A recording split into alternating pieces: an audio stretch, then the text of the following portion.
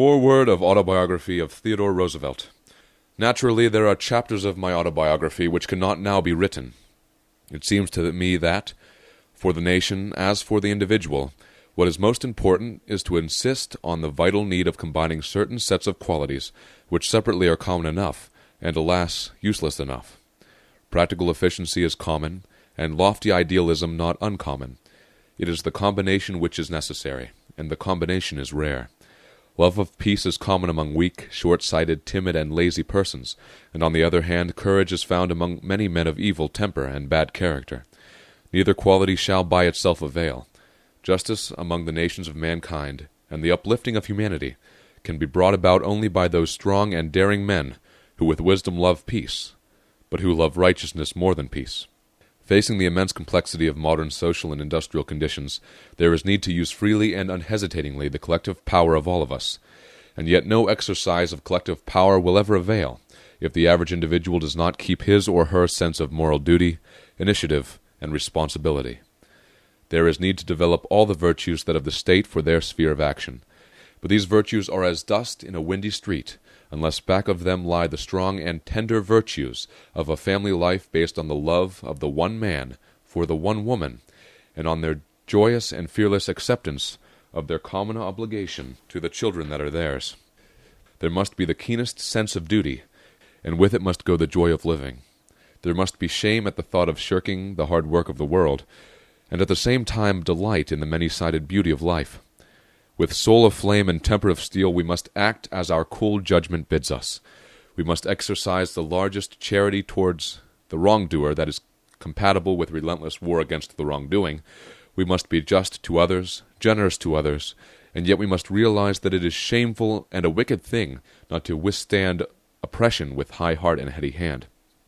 With gentleness and tenderness we must go dauntless bravery, and grim acceptance of labor and hardship and peril. All for each, and each for all, is a good motto, but only on condition that each works with might and main to so maintain himself as not to be a burden to others. We of the great modern democracies must strive unceasingly to make our several countries lands in which a poor man who works hard can live comfortably and honestly, and in which a rich man cannot live dishonestly nor in slothful avoidance of duty. And yet we must judge rich man and poor man alike by a standard which rests on conduct and not on caste. And we must frown with the same stern severity on the mean and vicious envy which hates and would plunder a man because he is well off, and on the brutal and selfish arrogance which looks down on and exploits the man with whom life has gone hard. Theodore Roosevelt, Sagamore Hill, October 1st, 1913, End of foreword. Chapter 1. Boyhood and Youth. My grandfather, on my father's side, was of almost purely Dutch blood. When he was young he still spoke some Dutch, and Dutch was last used in the services of the Dutch Reformed Church in New York while he was a small boy. About 1644 his ancestor, Claes Martensen van Roosevelt, came to New Amsterdam as a settler, the euphemistic name for an immigrant who came over in the steerage of a sailing ship in the 17th century, instead of the steerage of a steamer in the 19th century. From that time for the next 7 generations, from father to son, every one of us was born on Manhattan Island. My father's paternal ancestors were of Holland stock, except that there was one named Waldron, a wheelwright, who was one of the pilgrims who remained in Holland when the others came over to found Massachusetts, and who then accompanied the Dutch adventurers to New Amsterdam. My father's mother was a Pennsylvanian. Her forebears had come to Pennsylvania with William Penn, some in the same ship with him. They were of the usual type of the immigration of that particular place and time. They included Welsh and English Quakers, an Irishman with a Celtic name, and apparently not a Quaker, and peace-loving Germans, who were among the founders of Germantown, having been driven from their Rhineland homes when the armies of Louis XIV ravaged the Palatinate, and in addition, representatives of a by no means altogether peaceful people, the Scotch-Irish, who came to Pennsylvania a little later, early in the 18th century. My grandmother was a woman of singular sweetness and strength, the keystone of the arch in her relations with her husband and sons. Although she was not herself Dutch, it was she who taught me the only Dutch I ever knew, a baby song of which the first line ran, "Trip-a-trop-a-tronjes." I always remembered this, and when I was in East Africa it proved a bond of union between me and the Boer settlers, not a few of whom knew it, although at first they always had difficulty in understanding my pronunciation, at which I do not wonder. It was interesting to meet these men whose ancestors had gone to the Cape about the time that mine went to America 2 centuries and a half previously, and to find that the descendants of the 2 streams of emigrants still crooned to their children some at least of the same nursery songs. Of my great-grandfather Roosevelt and his family life a century and over ago, I knew little beyond what is implied in some of his books and have come down to me. The Letters of Junius, a biography of John Paul Jones, Chief Justice Marshall's Life in Washington. They seem to indicate that his library was less interesting than that of my wife's great-grandfather at the same time, which certainly included such volumes as the original Edinburgh Review, for we have them now on our own bookshelves. Of my grandfather Roosevelt, my most vivid childish reminiscence is not something I saw, but a tale that was told me concerning him. In his boyhood, Sunday was as dismal a day for small Calvinistic children of Dutch descent as if they had been of Puritan or Scotch Covenanting or French Huguenot descent, and I speak as one proud of his Holland, Huguenot, and Covenanting ancestors, and proud that the blood of that stark Puritan divine Jonathan Edwards flows in the veins of his children. One summer afternoon, after listening to an unusually long Dutch Reformed sermon for the second time that day, my grandfather, a small boy, running home before the congregation had dispersed, ran into a party of pigs, which then wandered free in New York streets. He promptly mounted a big boar, which no less promptly bolted and carried him at full speed through the midst of the outraged congregation. By the way, one of the Roosevelt documents which came down to me illustrates the change that has come over certain aspects of public life since the time which pessimists term the earlier and better days of the Republic. Old Isaac Roosevelt was a member of an auditing committee which shortly after the close of the Revolution approved the following bill. The State of New York to John Cape, Doctor. To a dinner given by His Excellency the Governor and Council to their Excellencies the Minister of France and General Washington and Company, 1783, December. To 120 dinners at £48. To 135 bottles Madeira, £54. To 36 bottles of port, £10, 16 shillings. To 16 bottles English beer, £9. To 30 boules punch, £9. To 8 dinners for music, £1, 12 shillings. To 10 dinners for servants, £2. To 60 wine glasses broken, £4, 10 shillings. To 8 cut decanters broken, £3. To coffee for 8 gentlemen, £1, 12 shillings. To music fees, etc., £8. To fruit and nuts, £5. Total £156, 10 shillings. By cash £100, 16 shillings. £55, 14 shillings. We, a committee of council, having examined the above account, do certify it, amounting to £156, 10 shillings, to be just. December 17th, 1783. Isaac Roosevelt, James Duane, Egbert Benson, Frederick J. Received the above contents in full, New York, 17th December, 1783. John Cape. Think of the Governor of New York now submitting such a bill for such an entertainment of the French ambassador and the President of the United States. Falstaff's views of the proper proportion between sack and bread are borne out by the proportion between the number of bowls of punch and bottles of port, Madeira, and beer consumed, and the coffee for 8 gentlemen, apparently the only ones who lasted through to that stage of the dinner. Especially admirable is the nonchalant manner in which, obviously as a result of the drinking of said bottles of wine and bowls of punch, it is recorded that 8 cut-glass decanters and 60 wine-glasses were broken. During the Revolution some of my forefathers, North and South, served respectably, but without distinction, in the army, and others rendered similar service in the Continental Congress or in various local legislatures. By that time those who dwelt in the North were for the most part merchants, and those who dwelt in the South planters. My mother's people were predominantly of Scotch, but also of Huguenot and English descent. She was a Georgian, her people having come to Georgia from South Carolina before the Revolution.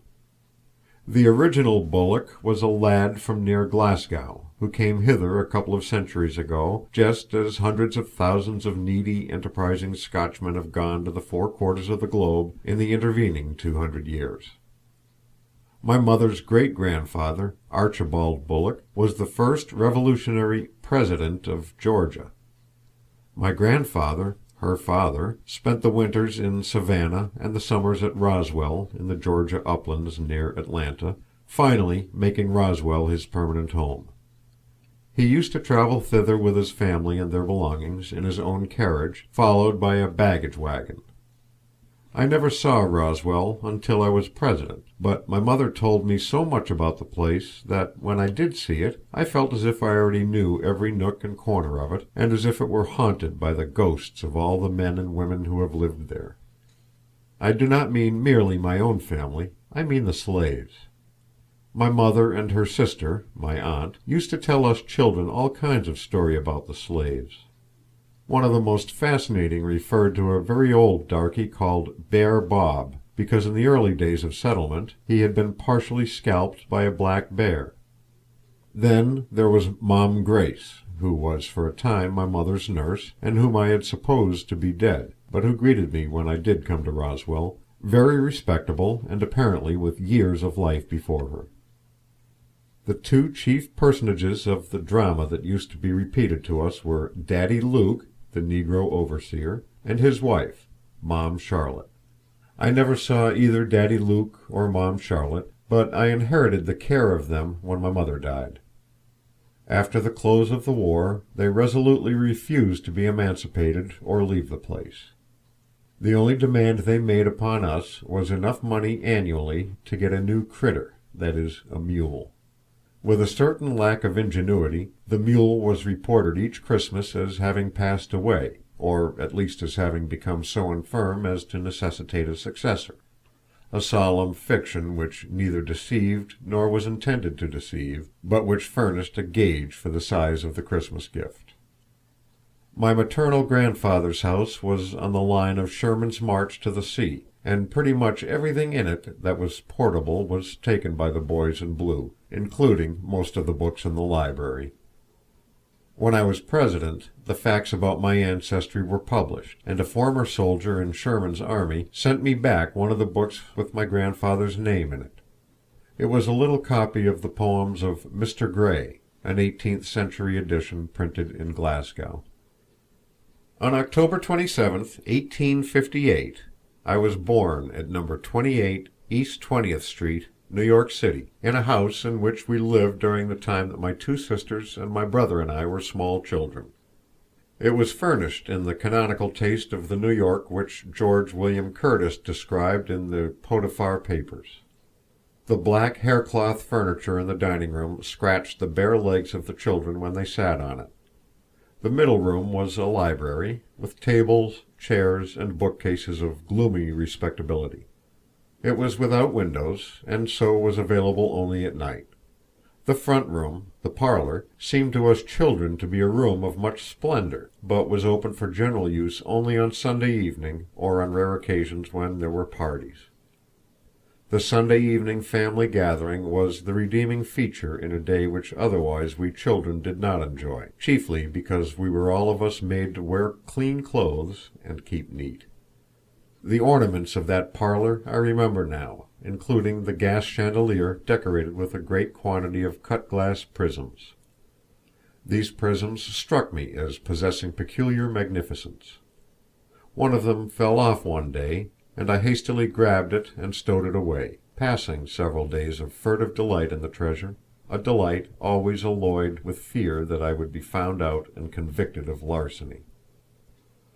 There was a Swiss wood carving, representing a very big hunter on one side of an exceedingly small mountain, and a herd of chamois, disproportionately small for the hunter and large for the mountain, just across the ridge. This always fascinated us, but there was a small chamois kid, for which we felt agonies, lest the hunter might come on it and kill it. There was also a Russian moujik drawing a gilt sledge on a piece of malachite. Someone mentioned in my hearing that malachite was a valuable marble. This fixed in my mind that it was valuable exactly as diamonds are valuable. I accepted that moujik as a priceless work of art, and it was not until I was well in middle age that it occurred to me that I was mistaken. Now and then we children were taken round to our grandfather's house, a big house for the New York of those days, on the corner of 14th Street and Broadway, fronting Union Square. Inside there was a large hall running up to the roof. There was a tessellated black and white marble floor, and a circular staircase round the sides of the hall, from the top floor down. We children much admired both the tessellated floor and the circular staircase. I think we were right about the latter, but I am not so sure as to the tessellated floor. The summers we spent in the country, now at one place, now at another. We children, of course, loved the country beyond anything. We disliked the city. We were always wildly eager to get to the country when spring came, and very sad when, in the late fall, the family moved back to town. In the country we of course had all kinds of pets: cats, dogs, rabbits, a coon, and a sorrel Shetland pony named General Grant. When my younger sister first heard of the real General Grant, by the way, she was much struck by the coincidence that someone should have given him the same name as the pony. 30 years later my own children had their pony Grant. In the country we children ran barefoot much of the time, and the seasons went by in a round of uninterrupted and enthralling pleasures, supervising the haying and harvesting, picking apples, hunting frogs successfully and woodchucks unsuccessfully, gathering hickory nuts and chestnuts for sale to patient parents, building wigwams in the woods, and sometimes playing Indians in the too realistic manner by staining ourselves, and incidentally our clothes, in liberal fashion with poke cherry juice. Thanksgiving was an appreciated festival, but in no way came up to Christmas. Christmas was an occasion of literally delirious joy. In the evening we hung up our stockings, or rather the biggest stockings we could borrow from the grown-ups, and before dawn we trooped in to open them while sitting on father's and mother's bed. And the bigger presents were arranged, those for each child on its own table, in the drawing room, the doors to which were thrown open after breakfast. I never knew anyone else have what seemed to me such attractive Christmases, and in the next generation I tried to reproduce them exactly for my own children. My father, Theodore Roosevelt, was the best man I ever knew. He combined strength and courage with gentleness, tenderness, and great unselfishness. He would not tolerate in us children selfishness or cruelty, idleness, cowardice, or untruthfulness. As we grew older, he made us understand that the same standard of clean living was demanded for the boys as for the girls, that what was wrong in a woman could not be right in a man. With great love and patience, and the most understanding sympathy and consideration, he combined insistence on discipline. He never physically punished me, but once. But he was the only man of whom I was ever really afraid. I do not mean that it was a wrong fear, for he was entirely just, and we children adored him. We used to wait in the library in the evening until we could hear his key rattling in the latch on the front hall, and then rush out to greet him. And we would troop into his room while he was dressing, to stay there as long as we were permitted, eagerly examining anything which came out of his pockets which could be regarded as an attractive novelty. Every child has fixed in his memory various details which strike it as of grave importance. The trinkets he used to keep in a little box on his dressing table we children always used to speak of as treasures. The word, and some of the trinkets themselves, passed on to the next generation. My own children, when small, used to troop into my room while I was dressing, and the gradually accumulating trinkets in the "ditty box," the gift of an enlisted man in the Navy, always excited rapturous joy. On occasions of solemn festivity, each child would receive a trinket for his or her very own. My children, by the way, enjoyed one pleasure I do not remember enjoying myself. When I came back from riding, the child who brought the boot-jack would itself promptly get into the boots, and clump up and down the room with a delightful feeling of kinship with Jack of the 7-league strides. The punishing incident I have referred to happened when I was 4 years old. I bit my elder sister's arm. I do not remember biting her arm, but I do remember running down to the yard, perfectly conscious that I had committed a crime. From the yard I went into the kitchen, got some dough from the cook, and crawled under the kitchen table. In a minute or two my father entered from the yard and asked where I was. The warm-hearted Irish cook had a characteristic contempt for informers, but although she said nothing, she compromised between informing and her conscience by casting a look under the table. My father immediately dropped on all fours and darted for me. I feebly heaved the dough at him, and having the advantage of him because I could stand up under the table, got a fair start for the stairs, but was caught halfway up them. The punishment that ensued fitted the crime, and I hope and believe that it did me good. I never knew anyone who got greater joy out of living than did my father, or anyone who more wholeheartedly performed every duty, and no one whom I have ever met approached his combination of enjoyment of life and performance of duty. He and my mother were given to a hospitality that at that time was associated more commonly with Southern than Northern households, and especially in their later years when they had moved up town, in the neighborhood of Central Park, they kept a charming, open house. My father worked hard at his business, for he died when he was 46, too early to have retired. He was interested in every social reform movement, and he did an immense amount of practical, charitable work himself. He was a big, powerful man, with a leonine face, and his heart filled with gentleness for those who needed help or protection, and with the possibility of much wrath against a bully or an oppressor. He was very fond of riding both on the road and across the country, and was also a great whip. He usually drove 4 in hand, or else a spike team, that is, a pair with a third horse in the lead. I do not suppose that such a team exists now. The trap that he drove we always called the high phaeton. The wheels turned under in front. I have it yet. He drove long-tailed horses, harnessed loose in light American harness, so that the whole rig had no possible resemblance to anything that would be seen now. My father always excelled in improving every spare half-hour or 3/4 of an hour, whether for work or enjoyment. Much of his 4-in-hand driving was done in the summer afternoons when we would come out on the train from his business in New York. My mother and 1 or perhaps 2 of us children might meet him at the station. I can see him now getting out of the car in his linen duster, jumping into the wagon, and instantly driving off at a rattling pace, the duster sometimes bagging like a balloon. The 4-in-hand, as can be gathered from the above description, did not in any way in his eyes represent possible pageantry. He drove it because he liked it. He was always preaching caution to his boys, but in this respect he did not practice his preaching overmuch himself, and being an excellent whip, he liked to take chances. Generally they came out all right. Occasionally they did not. But he was even better at getting out of a scrape than into it. Once, when we were driving into New York late at night, the leaders stopped. He flicked them, and the next moment we could dimly make out that they had jumped. It then appeared that the street was closed, and that a board had been placed across it, resting on 2 barrels, but without a lantern.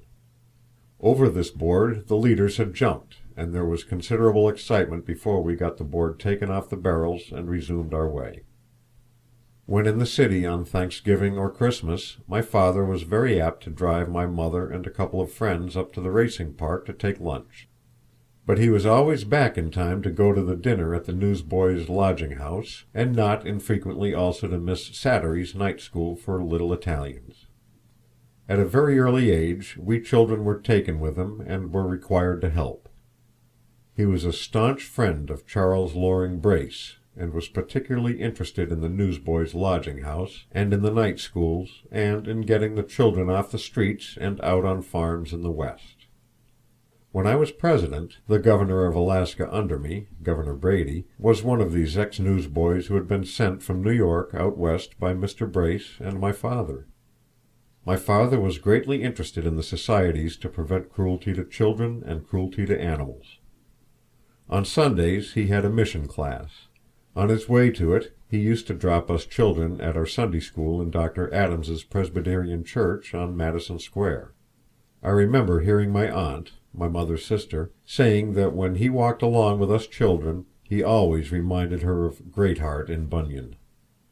Under the spur of his example I taught a mission class myself for 3 years before going to college, and for all 4 years that I was in college. I do not think I made much of a success of it. But the other day, on getting out of a taxi in New York, the chauffeur spoke to me and told me that he was one of my old Sunday school pupils. I remembered him well, and was much pleased to find that he was an ardent bull mooser. My mother, Martha Bullock, was a sweet, gracious, beautiful Southern woman, a delightful companion, and beloved by everybody. She was entirely unreconstructed to the day of her death.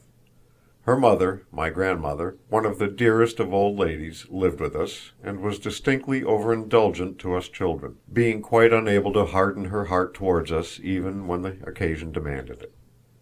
Towards the close of the Civil War, although a very small boy, I grew to have a partial but alert understanding of the fact that the family were not one in their views about that conflict, my father being a strong Lincoln Republican, and once, when I felt that I had been wronged by maternal discipline during the day, I attempted a partial vengeance by praying with loud fervor for the success of the Union arms, when we all came to say our prayers before my mother in the evening.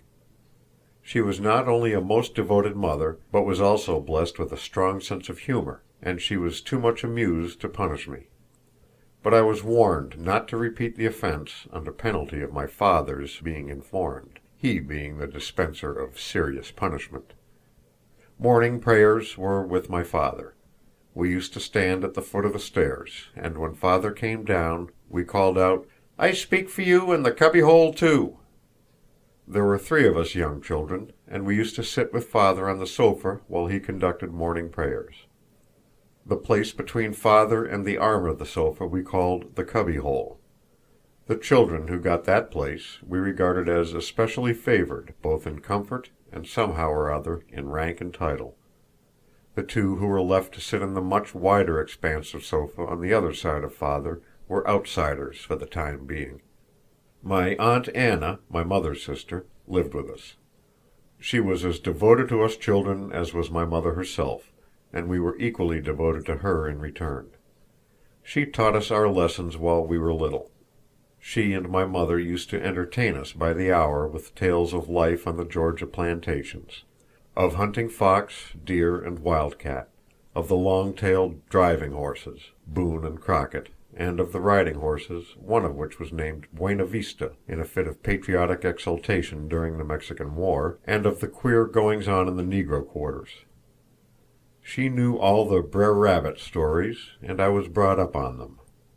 One of my uncles, Robert Roosevelt, was much struck with them, and he took them down from her dictation, publishing them in Harper's, where they fell flat. This was a good many years before a genius arose who, in Uncle Remus, made the stories immortal. My mother's 2 brothers, James Dunwoody Bullock and Irvine Bullock, came to visit us shortly after the close of the war. Both came under assumed names, as they were among the Confederates who were at that time exempted from the amnesty. Uncle Jimmy Bullock was a dear old retired sea captain, utterly unable to get on in the worldly sense of that phrase, as valiant and simple and upright a soul as ever lived, a veritable Colonel Newcomb. He was an admiral in the Confederate Navy, and was the builder of the famous Confederate war vessel Alabama. My Uncle Irvine Bullock was a midshipman on the Alabama, and fired the last gun discharged from her batteries in the fight with the Kearsarge. Both of these uncles lived in Liverpool after the war. My Uncle Jimmy Bullock was forgiving and just in reference to the Union forces, and could discuss all phases of the Civil War with entire fairness and generosity. But in English politics he promptly became a Tory of the most ultra-conservative school. Lincoln and Grant he could admire, but he would not listen to anything in favor of Mr. Gladstone. The only occasions on which I ever shook his faith in me were when I would venture meekly to suggest that some of the manifestly preposterous falsehoods about Mr. Gladstone could not be true. My uncle was one of the best men I have ever known, and when I have sometimes been tempted to wonder how good people can believe of me the unjust and impossible things they do believe, I have consoled myself by thinking of Uncle Jimmy Bullock's perfectly sincere conviction that Gladstone was a man of quite exceptional and nameless infamy in both public and private life. I was a sickly, delicate boy, suffered much from asthma, and frequently had to be taken away on trips to find a place where I could breathe. One of my memories is of my father walking up and down the room with me in his arms at night when I was a very small person, and of sitting up in bed gasping, with my father and mother trying to help me. I went very little to school. I never went to the public schools, as my own children later did, both at the Cove School at Oyster Bay and at the Ford School in Washington. For a few months I attended Professor McMullen's school in 20th Street near the house where I was born, but most of the time I had tutors. As I have already said, my aunt taught me when I was small. At one time we had a French governess, a loved and valued Mamselle in the household. When I was 10 years old I made my first journey to Europe. My birthday was spent in Cologne, and in order to give me a thoroughly party feeling, I remember that my mother put on full dress for my birthday dinner. I do not think I gained anything from this particular trip abroad. I cordially hated it, as did my younger brother and sister. Practically all the enjoyment we had was in exploring any ruins or mountains when we could get away from our elders, and in playing in the different hotels. Our one desire was to get back to America, and we regarded Europe with the most ignorant chauvinism and contempt. 4 years later, however, I made another journey to Europe, and was old enough to enjoy it thoroughly and profit by it. While still a small boy, I began to take an interest in natural history. I remember distinctly the first day that I started on my career as zoologist. I was walking up Broadway, and as I passed the market to which I used sometimes to be sent before breakfast to get strawberries, I suddenly saw a dead seal laid out on a slab of wood. That seal filled me with every possible feeling of romance and adventure. I asked where it was killed, and was informed in the harbor. I had already begun to read some of Mayne Reid's books, and other boys' books of adventure, and I felt that this seal brought all these adventures in realistic fashion before me. As long as that seal remained there, I haunted the neighborhood of the market day after day. I measured it, and I recall that, not having a tape measure, I had to do my best to get its girth with a folding pocket foot rule, a difficult undertaking. I carefully made a record of the utterly useless measurements, and at once began to write a natural history of my own on the strength of that seal. This and subsequent natural histories were written down in blank books in simplified spelling, wholly unpremeditated and unscientific. I had vague aspirations of, in some way or another, owning and preserving that seal, but they never got beyond the purely formless stage. I think, however, I did get the seal's skull, and with 2 of my cousins promptly started what we ambitiously called the Roosevelt Museum of Natural History. The collections were at first kept in my room, until a rebellion on the part of the chambermaid received the approval of the higher authorities of the household, and the collection was moved up to a kind of bookcase in the back hall upstairs. It was the ordinary small boy's collection of curios, quite incongruous and entirely valueless except from the standpoint of the boy himself. My father and mother encouraged me warmly in this, as they always did in anything that could give me wholesome pleasure or help to develop me. The adventure of the seal and the novels of Mayne Reid together strengthened my instinctive interest in natural history. I was too young to understand much of Mayne Reid, excepting the adventure part and the natural history part. These enthralled me. But of course my reading was not wholly confined to natural history. There was very little effort made to compel me to read books, my father and mother having the good sense not to try to get me to read anything I did not like, unless it was in the way of study. I was given the chance to read books that they thought I ought to read, but if I did not like them, I was then given some other good book that I did like. There were certain books that were taboo. For instance, I was not allowed to read dime novels. I obtained some surreptitiously and did read them, but I do not think that the enjoyment compensated for the feeling of guilt. I was also forbidden to read the only one of Ouida's books which I wished to read, Under Two Flags. I did read it, nevertheless, with greedy and fierce hope of coming on something unhealthy, but as a matter of fact all the parts that might have seemed unhealthy to an older person made no impression on me whatever. I simply enjoyed, in a rather confused way, the general adventures. I think there ought to be children's books. I think that the child will like grown-up books also, and I do not believe a child's book is really good unless grown-ups get something out of it. For instance, there is a book I did not have when I was a child because it was not written. It is Laura E. Richards' Nursery Rhymes. My own children loved them dearly, and their mother and I loved them almost equally. The delightfully light-hearted Man from New Mexico Who Lost His Grandmother Out in the Snow, the adventures of the owl, the eel, and the warming pan, and the extraordinary genealogy of the kangaroo whose father was a whale with a feather in his tail who lived in the Greenland Sea, while his mother was a shark who kept very dark in the Gulf of Caribbee. As a small boy I had Our Young Folks, which I then firmly believed to be the very best magazine in the world, a belief, I may add, which I have kept to this day unchanged, for I seriously doubt if any magazine for old or young has ever surpassed it. Both my wife and I have the bound volumes of Our Young Folks, which we preserved from our youth.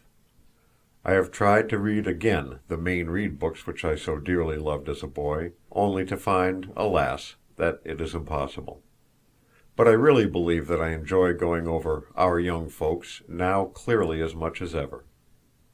Castaway in the Cold, Grandfather's Struggle for a Homestead, the William Henry Letters, and a dozen others like them were first class, good healthy stories, interesting in the first place, and in the next place teaching manliness, decency, and good conduct. At the cost of being deemed effeminate, I will add that I greatly liked the girls' stories, Pussy Willow and A Summer in Leslie Goldthwaite's Life, just as I worshipped Little Men and Little Women and An Old-Fashioned Girl. This enjoyment of the gentler side of life did not prevent my reveling in such tales of adventure as Ballantyne's stories or Marryat's Midshipman Easy. I suppose everybody has kinks in them, and even as a child there were books which I ought to have liked and did not. For instance, I never cared at all for the first part of Robinson Crusoe, and although it is unquestionably the best part, I do not care for it now. Whereas the second part, containing the adventures of Robinson Crusoe, with the wolves in the Pyrenees and out in the Far East, simply fascinated me. What I did like in the first part were the adventures before Crusoe finally reached his island, the fight with the Sally Rover, and the allusion to the strange beasts at night taking their improbable bath in the ocean. Thanks to being already an embryo-zoologist, I disliked The Swiss Family Robinson because of the wholly impossible collection of animals met by that worthy family as they ambled inland from the wreck. Even in poetry it was the relation of adventures that most appealed to me as a boy. At a pretty early age I began to read certain books of poetry, notably Longfellow's poem The Saga of King Olaf, which absorbed me. This introduced me to Scandinavian literature, and I have never lost my interest in and affection for it. Among my first books was a volume of a hopelessly unscientific kind by Mayne Reid, about mammals, illustrated with pictures no more artistic than, but quite as thrilling as, those in the typical school geography. When my father found how deeply interested I was in this not very accurate volume, he gave me a little book by J.G. Wood, the English writer of popular books on natural history, and then a larger one of his called Homes Without Hands. Both of these were cherished possessions. They were studied eagerly, and they finally descended to my children. The Homes Without Hands, by the way, grew to have an added association in connection with a pedagogical failure on my part. In accordance with what I believed was some kind of modern theory of making education interesting and not letting it become a task, I endeavored to teach my eldest small boy one or two of his letters from the title page. As the letter H appeared in the title an unusual number of times, I selected that to begin on, my effort being to keep the small boy interested, not to let him realize that he was learning a lesson, and to convince him that he was merely having a good time. Whether it was the theory or my method of applying it that was defective, I do not know. But I certainly absolutely eradicated from his brain any ability to learn what H was, and long after he had learned all the other letters of the alphabet in the old-fashioned way, he proved wholly unable to remember H under any circumstances. Quite unknown to myself, I was, while a boy, under a hopeless disadvantage in studying nature. I was very nearsighted, so that the only things I could study were those I ran against or stumbled over. When I was about 13 I was allowed to take lessons in taxidermy from a Mr. Bell, a tall, clean-shaven, white-haired old gentleman, as straight as an Indian, who had been a companion of Audubon's. He had a musty little shop, somewhat in the order of Mr. Venus's shop in Our Mutual Friend, a little shop in which he had done very valuable work for science. This vocational study, as I suppose it would be called by modern educators, spurred and directed my interest in collecting specimens for mounting and preservation. It was this summer that I got my first gun, and it puzzled me to find that my companions seemed to see things to shoot at which I could not see at all. One day they read aloud an advertisement in huge letters on a distant billboard, and I then realized that something was the matter, for not only was I unable to read the sign, but I could not even see the letters. I spoke of this to my father, and soon afterwards got my first pair of spectacles, which literally opened an entirely new world to me. I had no idea how beautiful the world was until I got those spectacles. I had been a clumsy and awkward little boy, and while much of my clumsiness and awkwardness was doubtless due to general characteristics, a good deal of it was due to the fact that I could not see, and yet was wholly ignorant of what I was not seeing. The recollection of this experience gives me a keen sympathy with those who are trying in our public schools and elsewhere to remove the physical causes of deficiency in children, who are often unjustly blamed for being obstinate or unambitious, or mentally stupid. This same summer, too, I obtained various new books on mammals and birds, including the publications of Spencer Baird, for instance, and made an industrious book study of the subject. I did not accomplish much in outdoor study because I did not get spectacles until late in the fall, a short time before I started with the rest of the family for a second trip to Europe. We were living at Dobbs Ferry, on the Hudson. My gun was a breech-loading, pin-fire double-barrel of French manufacture. It was an excellent gun for a clumsy and often absent-minded boy. There was no spring to open it, and if the mechanism became rusty it could be opened with a brick without serious damage. When the cartridges stuck, they could be removed in the same fashion. If they were loaded, however, the result was not always happy, and I tattooed myself with partially unburned grains of powder more than once. When I was 14 years old, in the winter of '72 and '73, I visited Europe for the second time, and this trip formed a really useful part of my education. We went to Egypt, journeyed up the Nile, traveled through the Holy Land and part of Syria, visited Greece and Constantinople, and then we children spent the summer in a German family in Dresden. My first collecting as a student of natural history was done in Egypt during this journey. By this time I had a good working knowledge of American bird life from the superficially scientific standpoint. I had no knowledge of the ornithology of Egypt, but I picked up in Cairo a book by an English clergyman, whose name I have now forgotten, who described a trip up the Nile, and in an appendix to his volume gave an account of his bird collection. I wish I could remember the name of the author now, for I owe that book very much. Without it I should have been collecting entirely in the dark, whereas with its aid I could generally find out what the birds were. My first knowledge of Latin was obtained by learning the scientific names of the birds and mammals which I collected and classified by the aid of such books as this one. The birds I obtained up the Nile and in Palestine represented merely the usual boy's collection. Some years afterward I gave them, together with the other ornithological specimens I had gathered, to the Smithsonian Institution in Washington, and I think some of them also to the American Museum of Natural History in New York. I am told that the skins are to be found yet in both places and in other public collections. I doubt whether they have my original labels on them. With great pride the directors of the Roosevelt Museum, consisting of myself and the two cousins aforesaid, had printed a set of Roosevelt Museum labels in pink ink preliminary to what was regarded as my adventurous trip to Egypt. This bird collecting gave what was really the chief zest to my Nile journey. I was old enough and had read enough to enjoy the temples and the desert scenery and the general feeling of romance, but this in time would have palled if I had not also had the serious work of collecting and preparing my specimens. Doubtless the family had their moments of suffering, especially on one occasion when a well-meaning maid extracted from my taxidermist's outfit the old toothbrush with which I put on the skins the arsenical soap necessary for their preservation, partially washed it, and left it with the rest of my wash kit for my own personal use. I suppose that all growing boys tend to be grubby, but the ornithological small boy, or indeed the boy with the taste for natural history of any kind, is generally the very grubbiest of all. An added element in my case was the fact that while in Egypt I suddenly started to grow.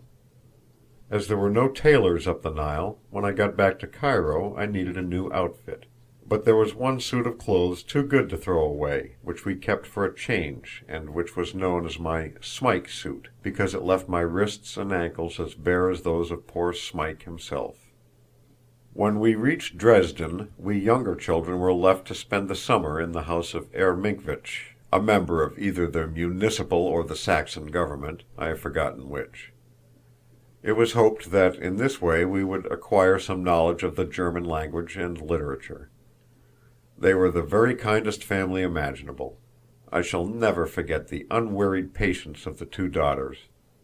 The father and mother, and a shy, thin, student cousin who was living in the flat, were no less kind. Whenever I could get out into the country, I collected specimens industriously and enlivened the household with hedgehogs and other small beasts and reptiles, which persisted in escaping from partially closed bureau drawers. The two sons were fascinating students from the University of Leipzig, both of them belonging to dueling corps, and much scarred in consequence. One, a famous swordsman, was called Der Rotherzog, the Red Duke, and the other was nicknamed Herr Nashorn, Sir Rhinoceros, because the tip of his nose had been cut off in a duel and sewn on again. I learned a good deal of German here, in spite of myself, and above all I became fascinated with the Nibelungenlied. German prose never became really easy to me in the sense that French prose did, but for German poetry I cared as much as for English poetry. Above all, I gained an impression of the German people which I never got over. From that time to this it would have been quite impossible to make me feel that the Germans were really foreigners. The affection, the Gemütlichkeit, a quality which cannot be exactly expressed by any single English word, the capacity for hard work, the sense of duty, the delight in studying literature and science, the pride in the new Germany, the more than kind and friendly interest in three strange children, All these manifestations of the German character and of German family life made a subconscious impression upon me which I did not in the least define at the time, but which is very vivid still, 40 years later. When I got back to America, at the age of 15, I began serious study to enter Harvard under Mr. Arthur Cutler, who later founded the Cutler School in New York. I could not go to school because I knew so much less than most boys of my age in some subjects and so much more in others. In science and history and geography and in unexpected parts of German and French I was strong, but lamentably weak in Latin and Greek and mathematics. My grandfather had made his summer home in Oyster Bay a number of years before, and my father now made Oyster Bay the summer home of his family also. Along with my college preparatory studies, I carried on the work of a practical student of natural history. I worked with greater industry than either intelligence or success, and made very few additions to the sum of human knowledge, but to this day certain obscure ornithological publications may be found in which are recorded such items as, for instance, that on one occasion a fish crow, and on another an Ipswich sparrow, were obtained by one Theodore Roosevelt, Jr., at Oyster Bay, on the shore of Long Island Sound. In the fall of 1876 I entered Harvard, graduating in 1880. I thoroughly enjoyed Harvard, and I am sure it did me good, but only in the general effect, for there was very little in my actual studies which helped me in after life. More than one of my own sons have already profited by their friendship with certain of their masters in school or college. I certainly profited by my friendship with one of my tutors, Mr. Cutler, and in Harvard I owed much to the professor of English, Mr. A. S. Hill. Doubtless through my own fault, I saw almost nothing of President Eliot and very little of the professors. I ought to have gained much more than I did gain from writing the themes and forensics. My failure to do so may have been partly due to my taking no interest in the subjects. Before I left Harvard I was already writing 1 or 2 chapters of a book I afterwards published on the Naval War of 1812. Those chapters were so dry that they would have made a dictionary seem light reading by comparison. Still, they represented purpose and serious interest on my part, not the perfunctory effort to do well enough to get a certain mark, and corrections of them by a skilled older man would have impressed me and have commanded my respectful attention. But I was not sufficiently developed to make myself take an intelligent interest in some of the subjects assigned me, the character of the Gracchi, for instance. A very clever and studious lad would no doubt have done so, but I personally did not grow up to this particular subject until a good many years later. The frigate and sloop actions between the American and British sea tigers of 1812 were much more within my grasp. I worked drearily at the Gracchi because I had to. My conscientious and much to be pitied professor dragged me through the theme by main strength, with my feet firmly planted in dull and totally idea-proof resistance. I had at the time no idea of going into public life, and I never studied elocution or practiced debating. This was a loss to me in one way; in another way it was not. Personally, I have not the slightest sympathy with debating contests in which each side is arbitrarily assigned a given proposition and told to maintain it without the least reference to whether those maintaining it believe in it or not.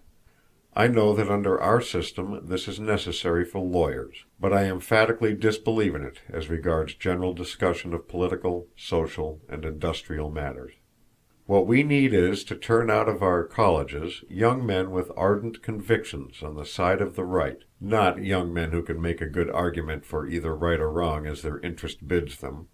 The present method of carrying on debates on such subjects as our colonial policy, or the need of a navy, or the proper position of the courts in constitutional questions, encourages precisely the wrong attitude among those who take part in them. There is no effort to instill sincerity and intensity of conviction. On the contrary, the net result is to make the contestants feel that their convictions have nothing to do with their arguments. I am sorry I did not study elocution in college, but I am exceedingly glad that I did not take part in the type of debate in which stress is laid, not upon getting a speaker to think rightly, but on getting him to talk glibly on the side to which he is assigned, without regard either to what his convictions are or to what they ought to be. I was a reasonably good student in college, standing just within the first tenth of my class, if I remember rightly, although I am not sure whether this means the tenth of the whole number that entered or of those that graduated. I was given a Phi Beta Kappa key. My chief interests were scientific.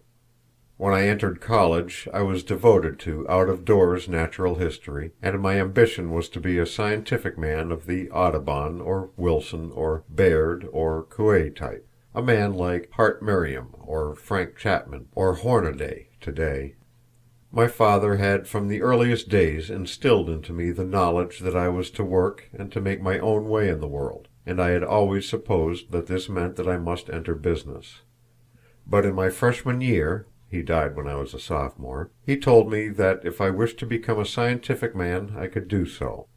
He explained that I must be sure that I really intensely desired to do scientific work, because if I went into it I must make it a serious matter, that he had made enough money to enable me to take up such a career and do non-remunerative work of value if I intended to do the very best work there was in me, but that I must not dream of taking it up as a dilettante. He also gave me a piece of advice that I have always remembered, namely, that if I was not going to earn money, I must even things up by not spending it.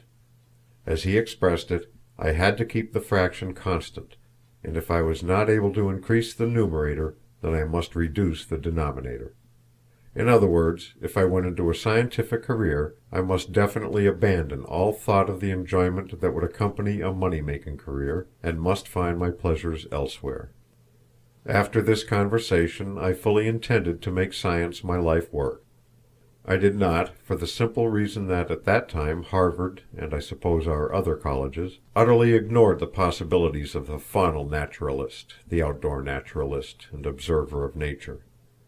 They treated biology as purely a science of the laboratory and the microscope, a science whose adherents were to spend their time in the study of minute forms of marine life, or else in section cutting and the study of the tissues of the higher organisms under the microscope.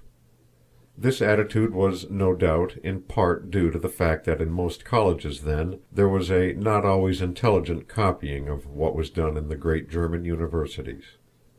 The sound revolt against superficiality of study had been carried to an extreme. Thoroughness in minutiae as the only end of study had been erected into a fetish. There was a total failure to understand the great variety of kinds of work that could be done by naturalists, including what could be done by outdoor naturalists, the kind of work which Hart Merriam and his assistants in the Biological Survey have carried to such a high degree of perfection as regards North American mammals. In the entirely proper desire to be thorough and to avoid slipshod methods, the tendency was to treat as not serious, as unscientific, any kind of work that was not carried on with laborious minuteness in the laboratory. My taste was specialized in a totally different direction, and I had no more desire or ability to be a microscopist and section cutter than to be a mathematician. Accordingly, I abandoned all thought of becoming a scientist. Doubtless this meant that I really did not have the intense devotion to science which I thought I had, for if I had possessed such devotion I would have carved out a career for myself somehow without regard to discouragements. As regards political economy, I was of course, while in college, taught the laissez-faire doctrines, one of them being free trade, then accepted as canonical. Most American boys of my age were taught both by their surroundings and by their studies certain principles which were very valuable from the standpoint of national interest, and certain others which were very much the reverse. The political economists were not especially to blame for this. It was the general attitude of the writers who wrote for us of that generation. Take my beloved Our Young Folks, the magazine of which I have already spoken, and which taught me much more than any of my textbooks. Everything in this magazine instilled the individual virtues, and the necessity of character as the chief factor in any man's success, a teaching in which I now believe as sincerely as ever, For all the laws that the wit of man can devise will never make a man a worthy citizen unless he has within himself the right stuff, unless he has self-reliance, energy, courage, the power of insisting on his own rights, and the sympathy that makes him regardful of the rights of others. All this individual morality I was taught by the books I read at home and the books I studied at Harvard.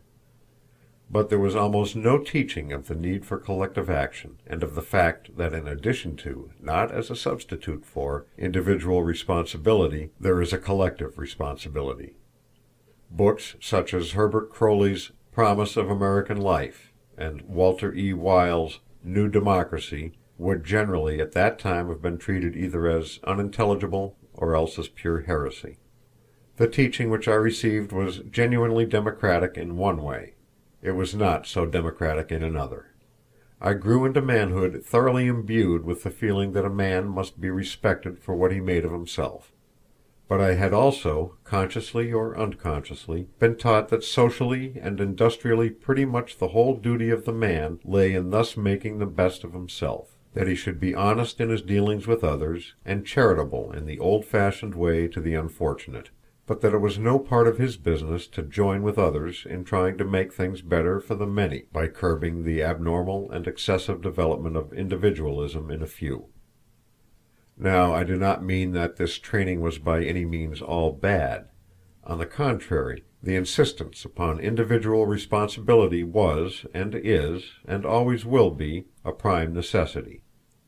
Teaching of the kind I absorbed, from both my textbooks and my surroundings, is a healthy anti-scorbutic to the sentimentality which by complacency excusing the individual for all his shortcomings would finally hopelessly weaken the spring of moral purpose.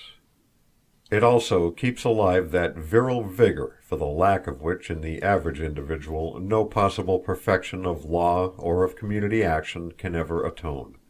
But such teaching, if not corrected by other teaching, means acquiescence in a riot of lawless business individualism which would be quite as destructive to real civilization as the lawless military individualism of the Dark Ages. I left college and entered the big world owing more than I can express to the training I had received, especially in my own home, but with much else also to learn if I were to become really fitted to do my part in the work that lay ahead for the generation of Americans to which I belonged. End of Chapter 1. Autobiography of Theodore Roosevelt, Chapter 2, The Vigor of Life, Part 1. Looking back, a man really has a more objective feeling about himself as a child than he has about his father or mother. He feels as if that child were not the present he, individually, but an ancestor, just as much an ancestor as either of his parents. The saying that the child is the father to the man may be taken in a sense almost the reverse of that usually given to it. The child is father to the man in the sense that his individuality is separate from the individuality of the grown-up into which he turns. This is perhaps one reason why a man can speak of his childhood and early youth with a sense of detachment.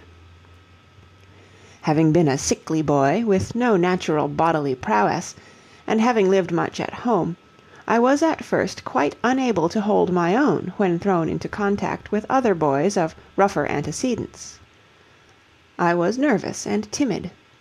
Yet from reading of the people I admired, ranging from the soldiers of Valley Forge and Morgan's riflemen to the heroes of my favorite stories, and from hearing of the feats performed by my Southern forefathers and kinsfolk, and from knowing my father, I felt a great admiration for men who were fearless and who could hold their own in the world, and I had a great desire to be like them.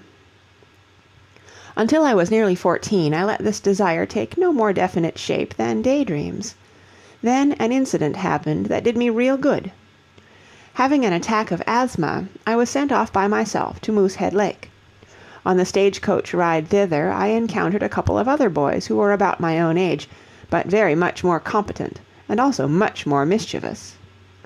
I have no doubt they were good-hearted boys, but they were boys. They found that I was a foreordained and predestined victim, and industriously proceeded to make life miserable for me. The worst feature was that when I finally tried to fight them, I discovered that either one singly could not only handle me with easy contempt, but handle me so as not to hurt me much, and yet to prevent my doing any damage whatever in return. The experience taught me what probably no amount of good advice could have taught me. I made up my mind that I must try to learn so that I would not again be put in such a helpless position, and having become quickly and bitterly conscious that I did not have the natural prowess to hold my own, I decided that I would try to supply its place by training. Accordingly, with my father's hearty approval, I started to learn to box. I was a painfully slow and awkward pupil, and certainly worked 2 or 3 years before I made any perceptible improvement whatever. My first boxing master was John Long, an ex-prize fighter. I can see his rooms now, with colored pictures of the fights between Tom Hyer and Yankee Sullivan, and Heenan and Sayers, and other great events in the annals of the squared circle. On one occasion, to excite interest among his patrons, he held a series of championship matches for the different weights, the prizes being, at least in my own class, pewter mugs of a value, I should suppose, approximating 50 cents. Neither he nor I had any idea that I could do anything, but I was entered in the lightweight contest, in which it happened that I was pitted in succession against a couple of reedy striplings who were even worse than I was. Equally to their surprise and to my own, and to John Long's, I won, and the pewter mug became one of my most prized possessions. I kept it, and alluded to it, and I fear bragged about it, for a number of years, and I only wish I knew where it was now. Years later I read an account of a little man who once in a fifth-rate handicap race won a worthless pewter medal, and joyed in it ever after. Well, as soon as I read that story, I felt that that little man and I were brothers. This was, as far as I remember, the only one of my exceedingly rare athletic triumphs which would be worth relating. I did a good deal of boxing and wrestling in Harvard, but never attained to the first rank in either, even at my own weight. Once in the big contests in the gym, I got either into the finals or semi-finals, I forget which, but aside from this, the chief part I played was to act as trial horse for some friend or classmate who did have a chance of distinguishing himself in the championship contests.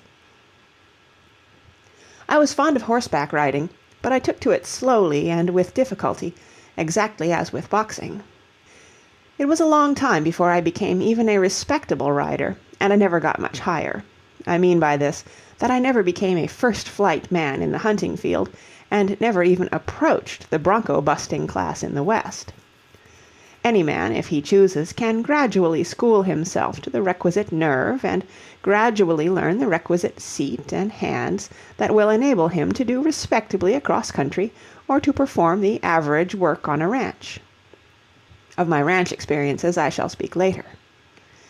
At intervals after leaving college, I hunted on Long Island with the Meadowbrook hounds. Almost the only experience I ever had in this connection that was of any interest was on one occasion when I broke my arm. My purse did not permit me to own expensive horses. On this occasion I was riding an animal, a buggy horse originally, which its owner sold because now and then it insisted on thoughtfully lying down when in harness. It never did this under the saddle, and when he turned it out to grass it would solemnly hop over the fence and get somewhere where it did not belong. The last trait was what converted it into a hunter. It was a natural jumper, although without any speed. On the hunt in question I got along very well until the pace winded my ex-buggy horse, and it turned a somersault over a fence. When I got on it after the fall, I found I could not use my left arm. I supposed it was merely a strain. The buggy horse was a sedate animal, which I rode with a snaffle. So we pounded along at the tail of the hunt, and I did not appreciate that my arm was broken for 3 or 4 fences. Then we came to a big drop, and the jar made the bones slip past one another so as to throw the hand out of position. It did not hurt me at all, and as the horse was as easy to sit as a rocking chair, I got in at the death. I think August Belmont was master of the hunt when the above incident occurred. I know he was master on another occasion on which I met with a mild adventure. On one of the hunts, when I was out, a man was thrown, dragged by one stirrup, and killed. In consequence, I bought a pair of safety stirrups, which I used the next time I went out. Within 5 minutes after the run began, I found that the stirrups were so very safe that they would not stay in at all. First one went off at one jump, and then the other at another jump, with a fall for me on each occasion. I hated to give up the fun so early, and accordingly finished the run without any stirrups. My horse never went as fast as on that run. Doubtless a first-class horseman can ride as well without stirrups as with them, but I was not a first-class horseman. When anything unexpected happened, I was apt to clasp the solemn buggy horse firmly with my spurred heels, and the result was that he laid himself out to do his best in the way of galloping. He speedily found that, thanks to the snaffle bit, I could not pull him in, so when we came to a downgrade he would usually put on steam.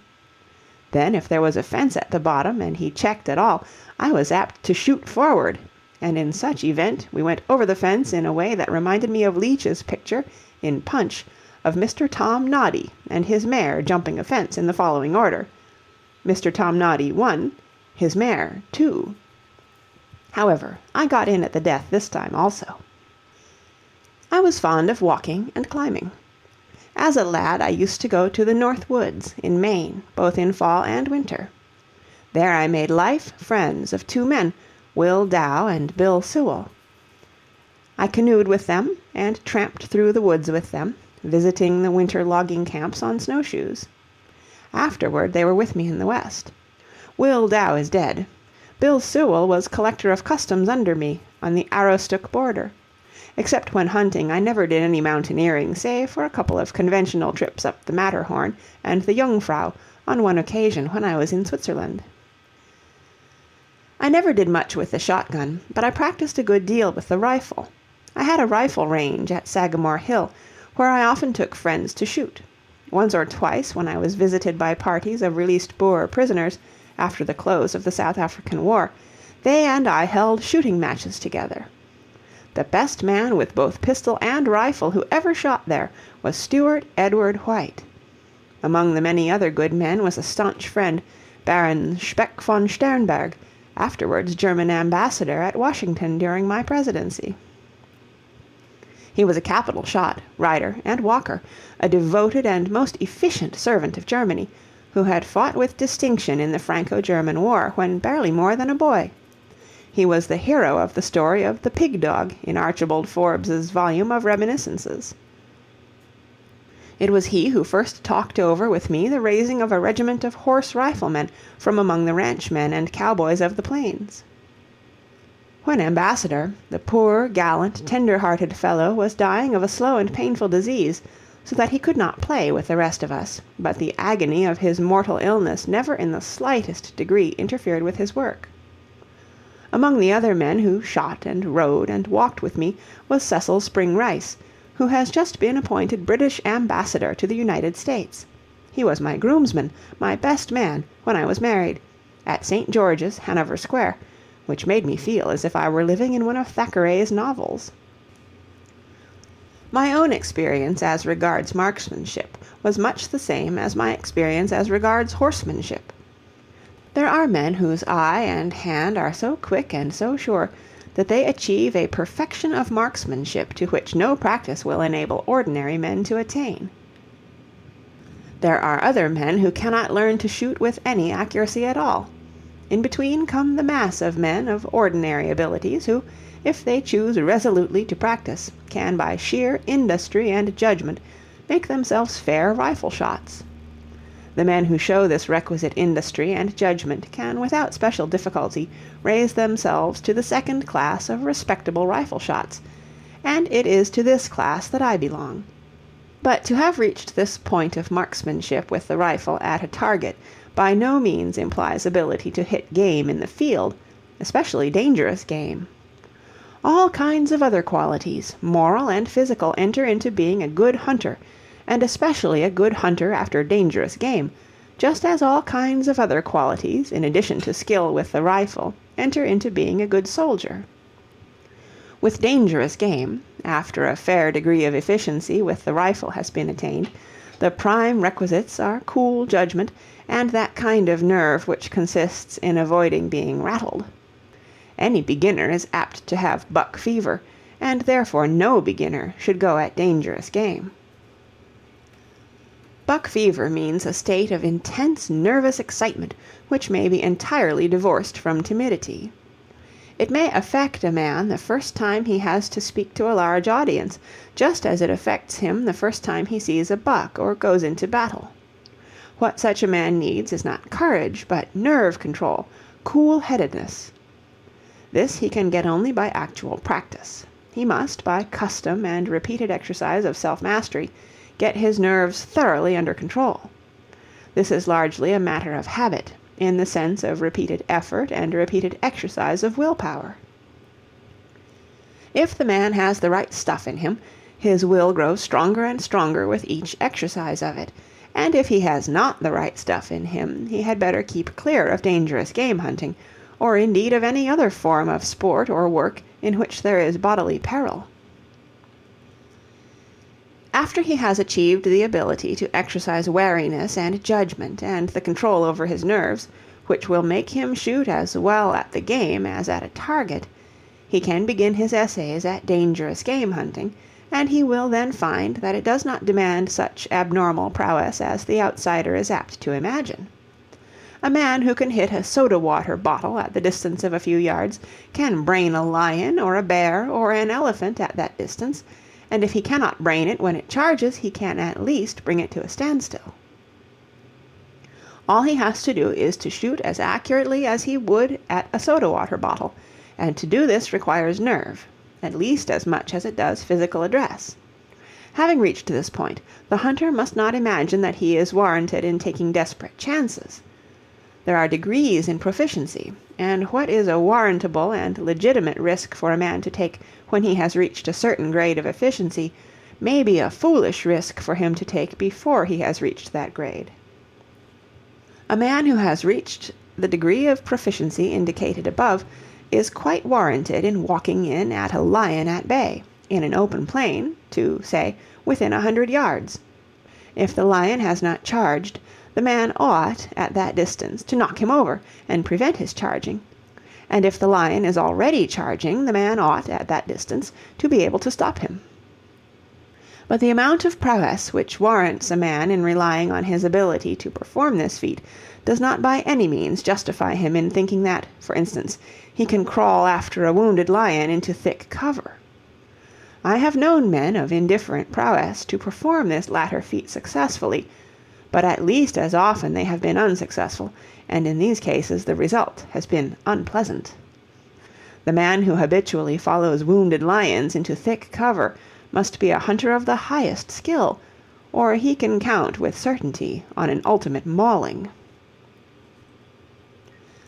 The first 2 or 3 bucks I ever saw gave me buck fever badly, but after I had gained experience with ordinary game, I never had buck fever at all with dangerous game. In my case, the overcoming of buck fever was the result of conscious effort and a deliberate determination to overcome it. More happily constituted men never have to make this determined effort at all, which may perhaps show that the average man can profit more from my experiences than he can from those of the exceptional man. I have shot only 5 kinds of animals which can fairly be called dangerous game, that is, the lion, elephant, rhinoceros, and buffalo in Africa, and the big grizzly bear a quarter of a century ago in the Rockies. Taking into account not only my own personal experience, but the experiences of many veteran hunters, I regard all the 4 African animals, but especially the lion, elephant, and buffalo, as much more dangerous than the grizzly. As it happened, however, the only narrow escape I personally ever had was from a grizzly, and in Africa the animal killed closest to me as it was charging was a rhinoceros, all of which goes to show that a man must not generalize too broadly from his own personal experiences. On the whole, I think the lion the most dangerous of all these 5 animals. That is, I think that, if fairly hunted, there is a larger percentage of hunters killed or mauled for a given number of lions killed than for a given number of any one of the other animals. Yet I personally had no difficulties with lions. I twice killed lions which were at bay and just starting to charge, and I killed a heavy-maned male while it was in full charge. But in each instance I had plenty of leeway, the animal being so far off that even if my bullet had not been fatal, I should have had time for a couple more shots. The African buffalo is undoubtedly a dangerous beast, but it happened that the few that I shot did not charge. A bull elephant, a vicious rogue which had been killing people in the native villages, did charge before being shot at. My son Kermit and I stopped it at 40 yards. Another bull elephant, also unwounded, which charged, nearly got me, as I had just fired both cartridges from my heavy double-barreled rifle in killing the bull I was after, the first wild elephant I had ever seen. The second bull came through the thick brush to my left like a steam plow through a light snowdrift, everything snapping before his rush, and was so near that he could have hit me with his trunk. I slipped past him behind a tree. People have asked me how I felt on this occasion. My answer has always been that I suppose I felt as most men of like experience feel on such occasions. At such a moment, a hunter is so very busy that he has no time to get frightened. He wants to get in his cartridges and try another shot. Rhinoceros are truculent, blustering beasts, much the most stupid of all the dangerous game I know. Generally, their attitude is one of mere stupidity and bluff, but on occasions they do charge wickedly, both when wounded and when entirely unprovoked. The first I ever shot I mortally wounded at a few rods' distance, and it charged with the utmost determination, whereat I and my companion both fired, and more by good luck than anything else, we brought it to the ground just 13 paces from where we stood. Another rhinoceros may or may not have been meaning to charge me. I never have been certain which. It heard us and came at us through rather thick brush, snorting and tossing its head. I am by no means sure that it had fixedly hostile intentions, and indeed with my present experience I think it likely that if I had not fired, it would have flinched at the last moment and either retreated or gone by me. But I am not a rhinoceros mind reader, and its actions were such as to warrant my regarding it as a suspicious character. I stopped it with a couple of bullets, and then followed it up and killed it. The skins of all these animals, which I thus killed, are in the National Museum at Washington. But, as I said above, the only narrow escape I met with was not from one of these dangerous African animals, but from a grizzly bear. It was about 24 years ago. I had wounded the bear just at sunset, in a wood of lodgepole pines, and following him I wounded him again, as he stood on the other side of a thicket. He then charged through the brush, coming with such speed and with such an irregular gait that, try as I would, I was not able to get the sight of my rifle on the brain pan, though I hit him very hard with both the remaining barrels of my magazine Winchester. It was in the days of black powder, and the smoke hung. After my last shot, the first thing I saw was the bear's left paw as he struck at me, so close that I made a quick movement to one side. He was, however, practically already dead, and after another jump, and while in the very act of trying to turn to come at me, he collapsed like a shot rabbit. By the way, I had a most exasperating time trying to bring in his skin. I was alone, traveling on foot with one very docile little mountain mare for a pack pony. The little mare cared nothing for bears or anything else, so there was no difficulty in packing her. But the man without experience can hardly realize the work it was to get that bearskin off the carcass, and then to pack it, wet, slippery, and heavy, so that it would ride evenly on the pony. I was at the time fairly well versed in packing with a diamond hitch, the standby of Rocky Mountain packers in my day, but the diamond hitch is a two-man job, and even working with a squaw hitch, I got into endless trouble with that wet and slippery bearskin. With infinite labor I would get the skin on the pony and run the ropes over it until to all seeming it was fastened properly. Then off we would start, and after going about 100 yards I would notice the hide beginning to bulge through between two ropes. I would shift one of them, and then the hide would bulge somewhere else. I would shift the rope again, and still the hide would flow slowly out as if it was lava. The first thing I knew it would come down on one side, and the little mare, with her feet planted resolutely, would wait for me to perform my part by getting that bearskin back in its proper place on the McClellan saddle, which I was using as a makeshift pack saddle. The feat of killing the bear the previous day sank into nothing compared with the feat of making the bearskin ride properly as a pack on the following 3 days. End of Chapter 2, Part 1. Chapter 2. The Vigor of Life, Part 2. The reason why I was alone in the mountains on this occasion was because, for the only time in all my experience, I had a difficulty with my guide. He was a crippled old mountain man with a profound contempt for tenderfeet, a contempt that in my case was accentuated by the fact that I wore spectacles, which at that day and in that region were usually held to indicate a defective moral character in the wearer. He had never previously acted as a guide, or as he expressed it, trundled a tenderfoot, and though a good hunter who showed me much game, our experience together was not happy. He was very rheumatic, and liked to lie abed late, so that I usually had to get breakfast, and in fact do most of the work around camp. Finally, one day he declined to go out with me, saying that he had a pain. When that afternoon I got back to camp, I speedily found what the pain was. We were traveling very light indeed, I having practically nothing but my buffalo sleeping bag, my wash kit, and a pair of socks. I had also taken a flask of whiskey for emergencies.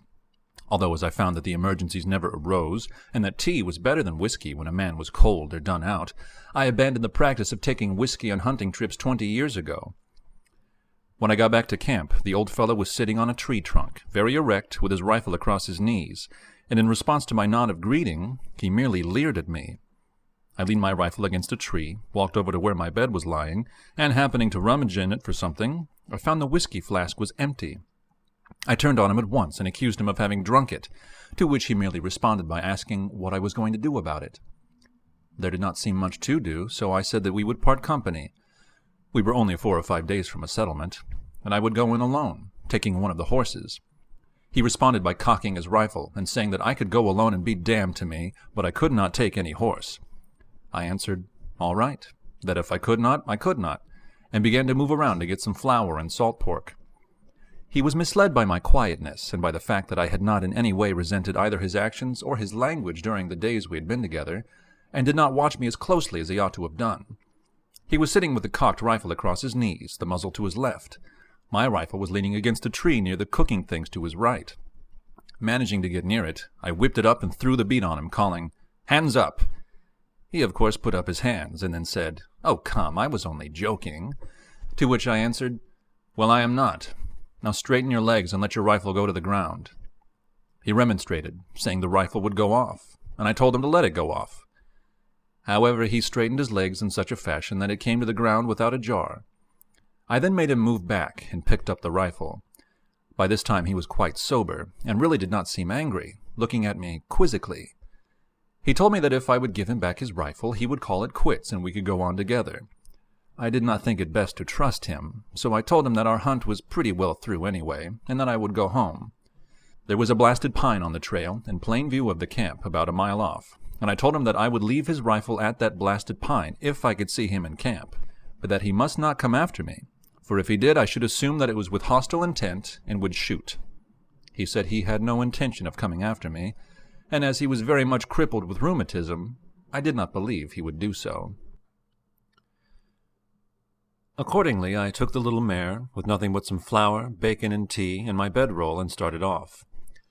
At the blasted pine I looked round, and as I could see him in camp, I left his rifle there. I then traveled till dark, and that night, for the only time in my experience, I used in camping a trick of the old-time trappers in the Indian days. I did not believe I would be followed, but still it was not possible to be sure. So after getting supper, while my pony fed round, I left the fire burning, repacked the mare, and pushed ahead until it literally became so dark that I could not see.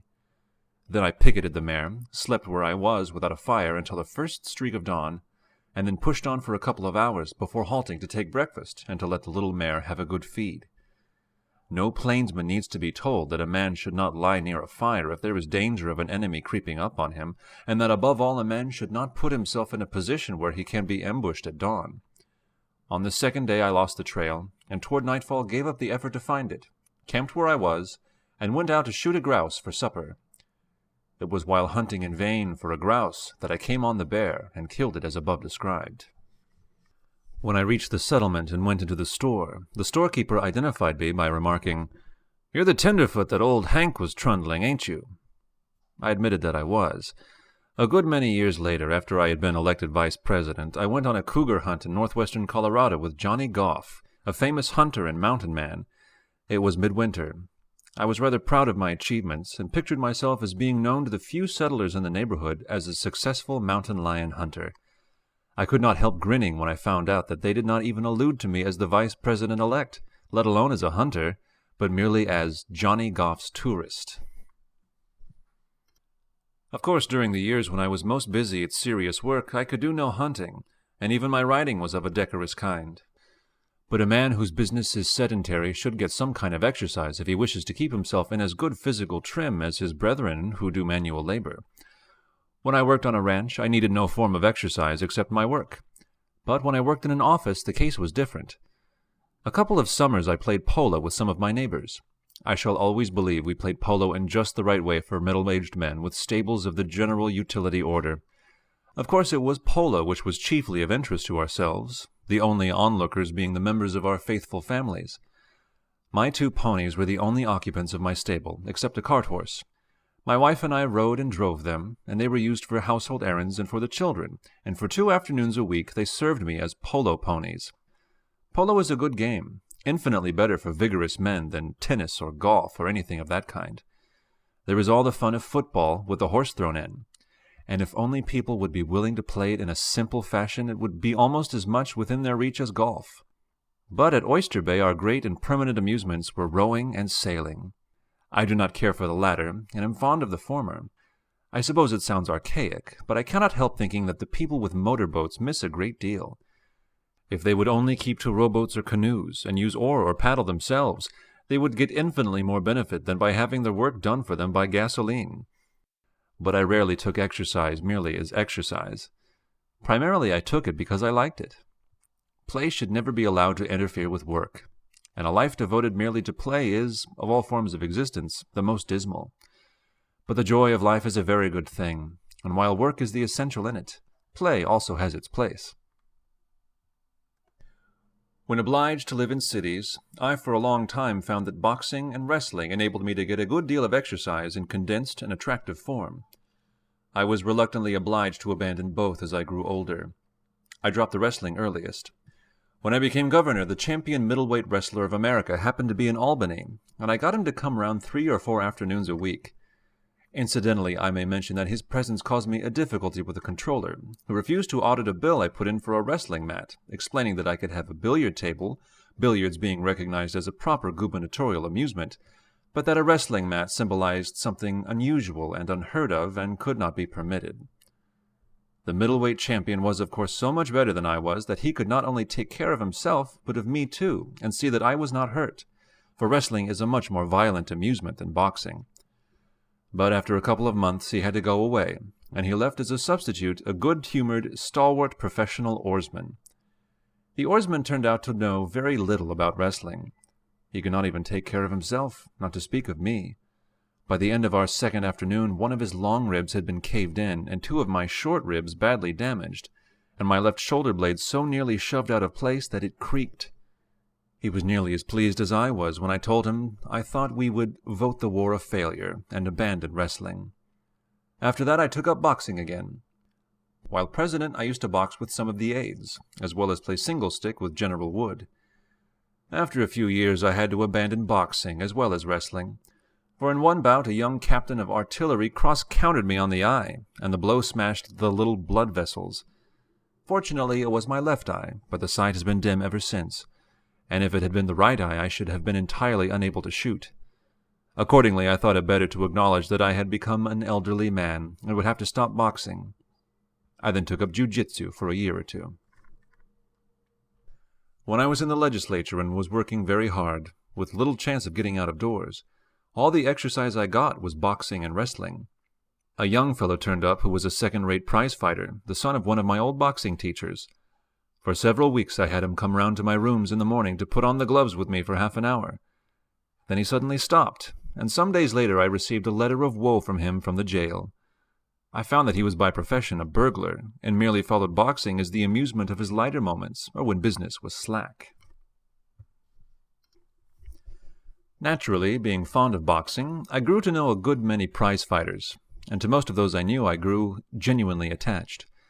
I have never been able to sympathize with the outcry against prize fighters. The only objection I have to the prize ring is the crookedness that has attended its commercial development.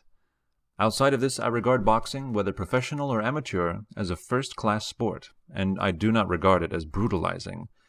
Of course, matches can be conducted under conditions that make them brutalizing, but this is true of football games and of most other rough and vigorous sports. Most certainly, prize fighting is not half as brutalizing or demoralizing as many forms of big business, and of the legal work carried on in connection with big business. Powerful, vigorous men of strong animal development must have some way in which their animal spirits can find vent. When I was police commissioner, I found, and Jacob Riis will back me up in this, that the establishment of a boxing club in a tough neighborhood always tended to do away with knifing and gunfighting among the young fellows who would otherwise have been in murderous gangs. Many of these young fellows were not naturally criminals at all, but they had to have some outlet for their activities. In the same way, I have always regarded boxing as a first-class sport to encourage in the Young Men's Christian Association. I do not like to see young Christians with shoulders that slope like a champagne bottle. Of course, boxing should be encouraged in the Army and Navy. I was first drawn to two naval chaplains, Fathers Chadwick and Rainey, by finding that each of them had brought half a dozen sets of boxing gloves and encouraged their crews in boxing. When I was police commissioner, I heartily approved the effort to get boxing clubs started in New York on a clean basis. Later I was reluctantly obliged to come to the conclusion that the prize ring had become hopelessly debased and demoralized, and as governor I aided in the passage of and signed the bill putting a stop to professional boxing for money. This was because some of the prize fighters themselves were crooked, while the crowd of hangers-on who attended and made up and profited by the matches had placed the whole business on a basis of commercialism and brutality that was intolerable. I shall always maintain that boxing contests themselves make good, healthy sport. It is idle to compare them with bullfighting. The torture and death of the wretched horses in bullfighting is enough of itself to blast the sport, no matter how great the skill and prowess shown by the bullfighters. Any sport in which the death and torture of animals is made to furnish pleasure to the spectators is debasing. There should always be the opportunity provided in a glove fight or bare fist fight to stop it when one competitor is hopelessly outclassed or too badly hammered. But the men who take part in these fights are hard as nails, and it is not worthwhile to feel sentimental about their receiving punishment, which as a matter of fact they do not mind. Of course the men who look on ought to be able to stand up with the gloves or without them themselves. I have scant use for the type of sportsmanship which consists merely in looking on at the feats of someone else. Some as good citizens as I know are or were prize fighters. Take Mike Donovan of New York. He and his family represent a type of American citizenship of which we have a right to be proud. Mike is a devoted temperance man, and can be relied upon for every moment in the interest of good citizenship. I was first immediately thrown with him when I was police commissioner. One evening he and I, both in dress suits, attended a temperance meeting of Catholic societies. It culminated in a lively set-to between myself and a Tammany senator who was a very good fellow, but whose ideas of temperance differed radically from mine, and as the event proved, from those of the majority of the meeting. Mike evidently regarded himself as my backer. He was sitting on the platform beside me, and I think felt as pleased and interested as if the set-to had been physical instead of merely verbal. Afterward I grew to know him well, both while I was governor and while I was president, and many a time he came on and boxed with me. Battling Nelson was another staunch friend, and he and I think alike on most questions of political and industrial life, although he once expressed to me some commiseration because as president I did not get anything like the money returned for my services that he aggregated during the same term of years in the ring. Bob Fitzsimmons was another good friend of mine. He has never forgotten his early skill as a blacksmith, and among the things that I value and always keep in use is a pen holder made by Bob out of a horseshoe, with an inscription saying that it is made for and presented to President Theodore Roosevelt by his friend and admirer, Robert Fitzsimmons. I have for a long time had the friendship of John L. Sullivan, than whom in his prime no better man ever stepped into the ring. He is now a Massachusetts farmer. John used occasionally to visit me at the White House, his advent always causing a distinct flutter among the waiting senators and congressmen. When I went to Africa, he presented me with a gold-mounted rabbit's foot for luck. I carried it through my African trip, and I certainly had good luck. On one occasion, one of my prize-fighting friends called on me at the White House on business. He explained that he wished to see me alone, sat down opposite me, and put a very expensive cigar on the desk, saying, "Have a cigar." I thanked him and said I did not smoke, to which he responded, "Put it in your pocket." He then added, "Take another. Put both in your pocket." This I accordingly did. Having thus shown at the outset the necessary formal courtesy, my visitor, an old and valued friend, proceeded to explain that a nephew of his had enlisted in the Marine Corps, but had been absent without leave, and was threatened with dishonorable discharge on the ground of desertion. My visitor, a good citizen and patriotic American, was stung to the quick at the thought of such an incident occurring in his family, and he explained to me that it must not occur, that there must not be the disgrace to the family, although he would be delighted to have the offender handled rough, to teach him a needed lesson. He added that he wished I would take him and handle him myself, for he knew that I would see that he got all that was coming to him. Then a look of pathos came into his eyes, and he explained, "That boy I just cannot understand. He was my sister's favorite son, and I always took a special interest in him myself. I did my best to bring him up the way he ought to go. But there was just nothing to be done with him. His tastes were naturally low. He took to music." What form this debasing taste for music assumed I did not inquire, and I was able to grant my friend's wish. End of Chapter 2, Part 2. Chapter 2. The Vigor of Life, Part 3. While in the White House, I always tried to get a couple of hours' exercise in the afternoons. Sometimes tennis, more often riding, or else a rough cross-country walk, perhaps down Rock Creek, which was then as wild as a stream in the White Mountains, or on the Virginia side along the Potomac. My companions at tennis or on these rides and walks we gradually grew to style the tennis cabinet, and then we extended the term to take in many of my old-time Western friends, such as Ben Daniels, Seth Bullock, Luther Kelly, and others who had taken part with me in more serious outdoor adventures than walking and riding for pleasure. Most of the men who were oftenest with me on these trips, men like Major General Leonard Wood, or Major General Thomas Henry Barry, or Presley Marion Rixey, Surgeon General of the Navy, or Robert Bacon, who was afterwards Secretary of State, or James Garfield, who was Secretary of the Interior, or Gifford Pinchot, who was Chief of the Forest Service, were better men physically than I was, but I could ride and walk well enough for us all thoroughly to enjoy it. Often, especially in the winters and early springs, we would arrange for a point-to-point walk, not turning aside for anything, for instance, swimming Rock Creek, or even the Potomac if it came in our way. Of course, under such circumstances, we had to arrange that our return to Washington should be when it was dark, so that our appearance might scandalize no one. On several occasions we thus swam Rock Creek in the early spring, when the ice was floating thick upon it. If we swam the Potomac, we usually took off our clothes.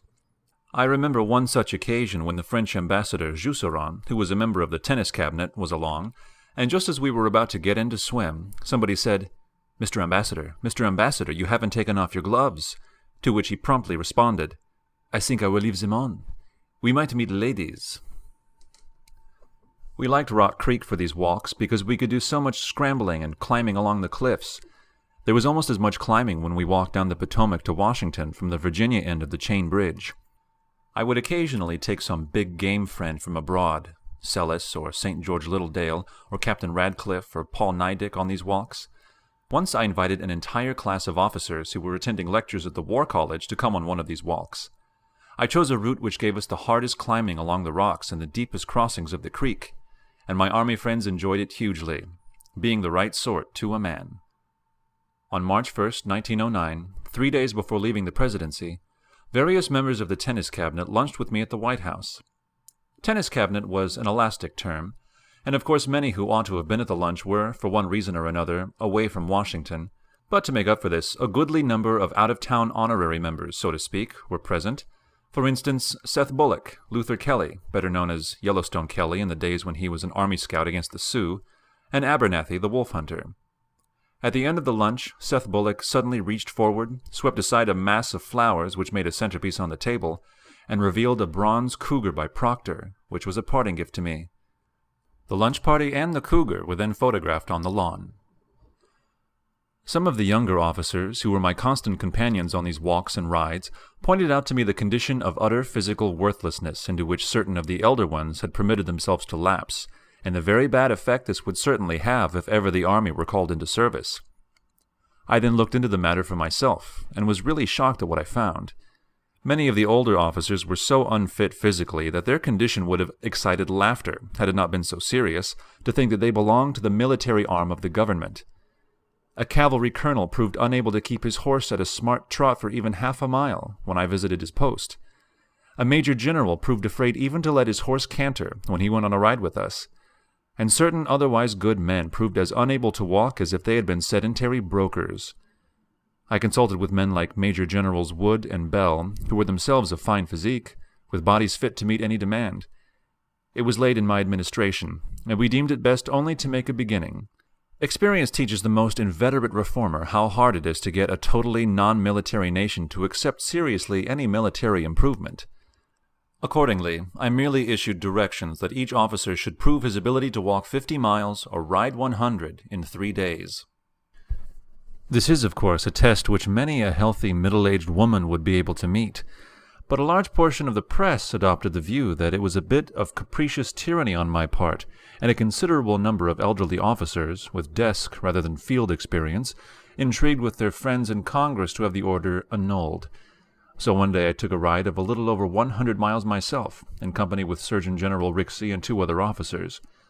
The Virginia roads were frozen and in ruts, and in the afternoon and evening there was a storm of snow and sleet, and when it had been thus experimentally shown, under unfavorable conditions, how easy it was to do in 1 day the task for which the army officers were allowed 3 days, all open objections ceased.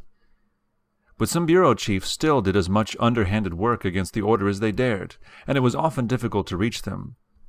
In the Marine Corps, Captain Leonard, who had lost an arm at Tianjin with 2 of his lieutenants, did the 50 miles in 1 day, for they were vigorous young men who laughed at the idea of treating a 50-mile walk as over-fatiguing. Well, the Navy Department officials rebuked them and made them take the walk over again in 3 days, on the ground that taking it in 1 day did not comply with the regulations. This seems unbelievable, but Leonard assures me it is true. He did not inform me at the time, being afraid to get in wrong with his permanent superiors. If I had known of the order, short work would have been made of the bureaucrat who issued it. One of our best naval officers sent me the following letter after the above had appeared. I note in your autobiography now being published in the Outlook that you refer to the reasons which led you to establish a physical test for the Army and to the action you took, your 100-mile ride, to prevent the test being abolished. Doubtless you did not know the following facts. Number 1. The first annual Navy test of 50 miles in 3 days was subsequently reduced to 25 miles in 2 days in each quarter. Number 2. This was further reduced to 10 miles each month, which is the present test, and there is danger lest even this utterly insufficient test be abolished.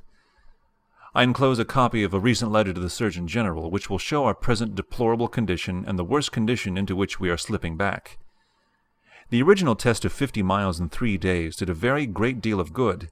It decreased by thousands of dollars the money expended on streetcar fare, and by a much greater sum the amount expended over the bar. It eliminated a number of the wholly unfit. It taught officers to walk. It forced them to learn the care of their feet and that of their men, and it improved their general health and was rapidly forming a taste for physical exercise. The enclosed letter ran in part as follows. I am returning under separate cover, The Soldier's Foot and the Military Shoe. The book contains knowledge of a practical character that is valuable for the men who have to march, who have suffered from foot troubles, and who must avoid them in order to attain efficiency. The words in capitals express, according to my idea, the gist of the whole matter as regards military men. The army officer whose men break down on test gets a black eye. The one whose men show efficiency in this respect gets a bouquet. To such men the book is invaluable. There is no danger that they will neglect it. They will actually learn it, for exactly the same reasons that our fellows learned the gunnery instructions, or did learn them before they were withdrawn and burned. But I have not been able to interest a single naval officer in this fine book. They will look at the pictures and say it is a good book, but they won't read it. The marine officers, on the contrary, are very much interested, because they have to teach their men to care for their feet, and they must know how to care for their own. but the naval officers feel no such necessity, simply because their men do not have to demonstrate their efficiency by practice marches, and they themselves do not have to do a stunt that will show up their own ignorance and inefficiency in the matter. For example, some time ago I was talking with some chaps about shoes, the necessity of having them long enough and wide enough, etc., and one of them said, "I have no use for such shoes, as I never walk except when I have to, and any old shoes will do for the 10-mile-a-month stunt." So there you are. When the first test was ordered, Edmonston, Washington shoeman, told me that he sold more real walking shoes to naval officers in 3 months than he had in the 3 preceding years. I know 3 officers who lost both big toenails after the first test, and another who walked 9 miles in practice with a pair of heavy walking shoes that were too small and was laid up for 3 days, could not come to the office. I know plenty of men who after the first test had to borrow shoes from larger men until their feet went down to their normal size. This test may have been a bit too strenuous for old hearts of men who have never taken any exercise, but it was excellent as a matter of instruction and training of handling feet, and in an emergency, such as we soon may have in Mexico, sound hearts are not much good if the feet won't stand. However, the 25-mile test in 2 days each quarter answered the same purpose, for the reason that 12.5 miles will produce sore feet with bad shoes, and sore feet and lame muscles even with good shoes if there has been no practice marching. It was the necessity of doing 12.5 more miles on the second day with sore feet and lame muscles that made him sit up and take notice, made him practice walking, made him avoid streetcars, buy proper shoes, show some curiosity about socks and the care of the feet in general. All this passed out with the introduction of the last test of 10 miles a month. As one fellow said, "I can do that in sneakers," but he couldn't if the second day involved a tramp on the sore feet. The point is that whereas formerly officers had to practice walking a bit and give some attention to proper footgear, now they don't have to, and the natural consequence is that they don't do it. There are plenty of officers who do not walk any more than is necessary to reach a streetcar that will carry them from their residences to their offices. Some who have motors do not so much. They take no exercise. They take cocktails instead and are getting beefy and paunchy, and something should be done to remedy this state of affairs. It would not be necessary if service opinion required officers to so order their lives that it would be common knowledge that they were hard in order to avoid the danger of being selected out. We have no such service opinion, and it is not in process of formation. On the contrary, it is known that the principal dignitaries unanimously advised the secretary to abandon all physical tests. He, a civilian, was wise enough not to take the advice. I would like to see a test established that would oblige officers to take sufficient exercise to pass it without inconvenience. For the reasons given above, 20 miles in 2 days every other month would do the business, while 10 miles each month does not touch it, simply because nobody has to walk on next day feet. As for the proposed test of so many hours exercise a week, the flatfoots of the pendulous belly muscles are delighted. They are looking into the question of pedometers, and will hang one of these on their wheezy chests and let it count every shuffling step they take out of doors. If we had an adequate test throughout 20 years, there would at the end of that time be few, if any, sacks of blubber at the upper end of the list, and service opinion against that sort of thing would be established. These tests were kept during my administration. They were afterwards abandoned, not through perversity or viciousness, but through weakness and inability to understand the need of preparedness in advance, if the emergencies of war are to be properly met, when or if they arrive. In no country with an army worth calling such is there a chance for a man physically unfit to stay in the service. Our countrymen should understand that every army officer and every marine officer ought to be summarily removed from the service unless he is able to undergo far severer tests than those which, as a beginning, I imposed. To follow any other course is to put a premium on slothful incapacity, and to do the gravest wrong to the nation. I have mentioned all these experiences, and I could mention scores of others, because out of them grew my philosophy, perhaps they were in part caused by my philosophy, of bodily vigor as a method of getting that vigor of the soul, without which vigor of the body counts for nothing. The dweller in cities has less chance than the dweller in the country to keep his body sound and vigorous, but he can do so, if only he will take the trouble. Any young lawyer, shopkeeper, or clerk, or shop assistant can keep himself in good condition if he tries. Some of the best men who have ever served under me in the National Guard and in my regiment were former clerks or floor walkers. Why, Johnny Hayes, the marathon victor and at one time world champion, one of my valued friends and supporters, was a floor walker in Bloomingdale's big department store. Surely with Johnny Hayes as an example, any young man in a city can hope to make his body all that a vigorous man's body should be. I once made a speech to which I gave the title, The Strenuous Life. Afterwards I published a volume of essays with this for a title. There were 2 translations of it which always especially pleased me. One was by a Japanese officer who knew English well, and who had carried the essay all through the Manchurian campaign and later translated it for the benefit of his countrymen. The other was by an Italian lady, whose brother, an officer in the Italian army who had died on duty in a foreign land, had also greatly liked the article and carried it round with him. In translating the title, the lady rendered it in Italian as Vigor de Vita.